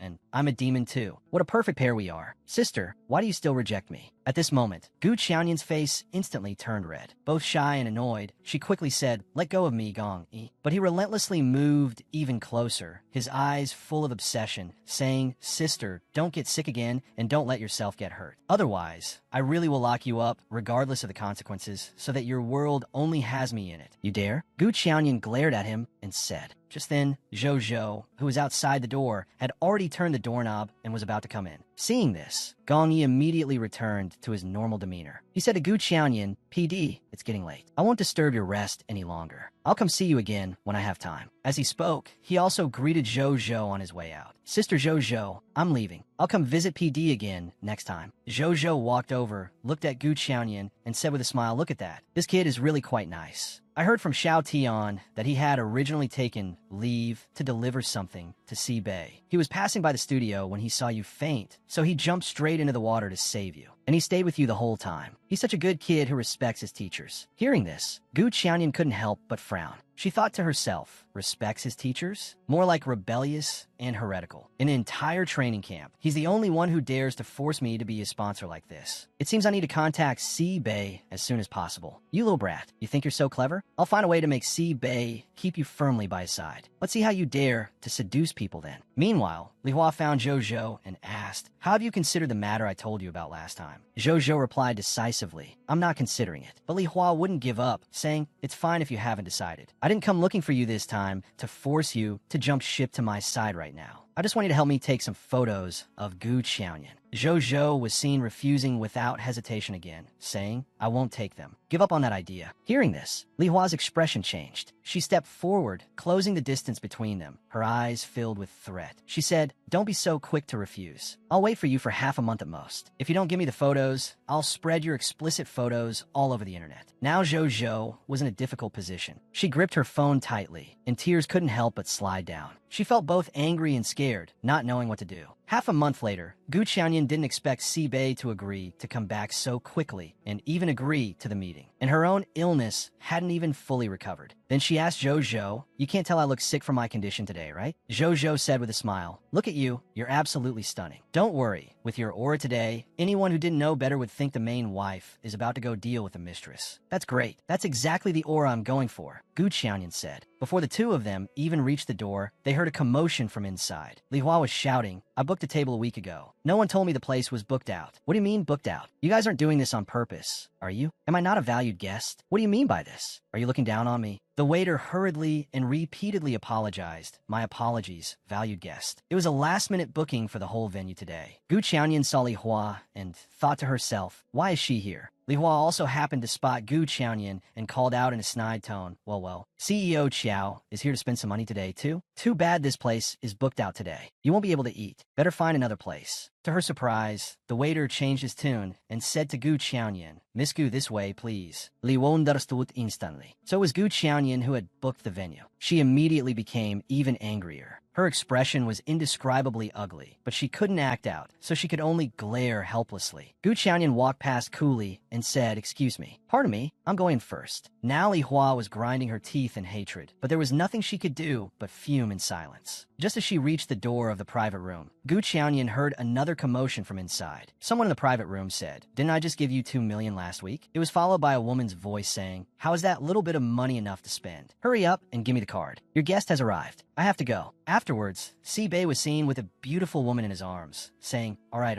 I'll give it to you now. Gu Qianyan was stunned seeing this scene. She thought to herself, could it be that this Si Bei is discussing Gong Yi's matter while also keeping another person? Her impression of Si Bei instantly soured. The woman was seen swaying gracefully as she walked out. Gu Qianyan glanced at her and thought to herself, she looks decent enough, but how can she compare to Gong Yi? Is Si Bei's taste that bad? What a scumbag. Then she saw Si Bei lower his head slightly and say with a hint of apology, my apologies. The young lady is a bit immature. Miss Gu, please have a seat. Gu Qianyan had a smile on her face as she calmly sat down in the chair opposite him. Then she gave Zhou Zhou a look, signaling for her to go out first. She had some things to discuss with Si Bei alone. After Zhou Zhou left, Gu Qianyan looked at Si Bei and said straightforwardly, Mr. Si, I won't beat around the bush. You should be interested in Gong Yi's matter, right? He feels that you have saved me a few times and therefore suspects you are my sponsor. I just want to ask today, why did you appear at the clubhouse that day? Si Bei just unhurriedly swirled the red wine glass in his hand and said, nonchalantly, I just enjoy helping others. Gu Qianyan's gaze instantly sharpened. She pressed on, which person were you helping? But Si Bei waved his hand and said faintly, you don't need to know. Just then, a commotion was suddenly heard from outside the door. It was Zhou Zhou's voice, Li Hua, must you fight me until the bitter end? Hearing this, Gu Qianyan felt that the situation was not good. She immediately stood up and said hurriedly to Si Bei, excuse me, I have to go handle something right now. As she spoke, she grabbed the red wine bottle from the table and rushed out. The moment she stepped out, she heard Li Hua saying arrogantly, who do you think you are? What do you have to fight me with? To fight me to the bitter end? Your explicit photos? You refuse to do what I tell you. and you still dare to be arrogant in front of me. You're nothing but a dog by Gu Qianyan's side, and you dare to get physical with me? As she spoke, she reached out to poke Zhou Zhou's body. Zhou Zhou was so angry her face turned bright red, but for a moment, she was too choked up to speak. Seeing this, Li Hua became even more aggressive. She raised her hand to slap Zhou Zhou. She also cursed viciously, "Kneel for me. Otherwise, I'll post your nudes online tomorrow." Just as the slap was about to land, Gu Qianyan rushed forward in a single bound. She grabbed her arm and shouted, "Stop!" But Li Hua relentlessly glared at Gu Qianyan and cursed, "Well, stray dog, your master has arrived." To her surprise, in the next second, Gu Qianyan pushed hard, shoving Li Hua directly against the wall. Then she grabbed her clothes and asked with an icy gaze, "What nudes?" Li Hua was frightened by Gu Qianyan's fierce gaze. Her body trembled slightly as she hurriedly said, "It was half a year ago. Yang Shui had her deliver a document to our clubhouse. My younger brother drank too much and wanted to do something indecent to her, but he didn't succeed in the end." Zhou Zhou ran away from the back. Hearing this, Gu Qianyan's expression grew even colder. She said in a frigid voice, "Besides the photos, what else did you do to Zhou Zhou?" Li Hua quickly and nervously explained, "We just took some photos. We really didn't do anything else." "Miss Gu, please don't be rash." Gu Qianyan snorted coldly, brushed off the dust she had just gotten on her clothes, and said through gritted teeth, "Good. Very good." As she spoke, she raised the wine bottle in her hand and smashed it forcefully against a nearby wall. With a crash, the bottle shattered all over the floor, sending shards of glass flying everywhere. Gu Qianyan picked up a piece of broken glass, pointed the sharp end at Li Hua's neck, her eyes filled with an unquestionable ruthlessness. She said, "Li Hua, before 5 o'clock, I want to see that bastard brother of yours' hand over all the photos and videos. He also has to write a clear confession of his crime and slap himself 2,000 times." Hearing this, Li Hua's legs went weak from fear. Her face was deathly pale. Leaning against the wall, she trembled, her face filled with nothing but terror and fear. Gu Qianyan moved closer and closer to Li Hua's face, step by step, a fierce look in her eyes. She lowered her voice and said menacingly, "Otherwise, I'll call Mrs. Lang right now. She would probably be very interested to know about your and Mr. Lang's secret base, wouldn't she?" Li Hua heard this. Her face turned deathly white. She trembled like a leaf and hurriedly said, No, I promise you, I'll do as you say." "Miss Gu, please, you must not make that call." Gu Qianyan was seen snorting coldly, casually tossing the piece of the bottle in her hand aside. Then she reached out, lifted Li Hua's chin, and said coldly, "Li Hua, you should be glad that this dirty business was discovered by me in advance. If anything had really happened to Zhou Zhou, I wouldn't have hesitated. I would definitely make you wish you were dead." Li Hua was so scared she collapsed onto the floor, not daring to even breathe. She was on the verge of a complete breakdown. Gu Qianyan turned and told Zhou Zhou they could go. Zhou Zhou hurried to follow, saying with a grateful expression, "Thank you, Qiao Qiao." And this entire scene happened to be witnessed by Si Bei. Si Bei pointed at Gu Qianyan and said to her, "So you know how to threaten people?"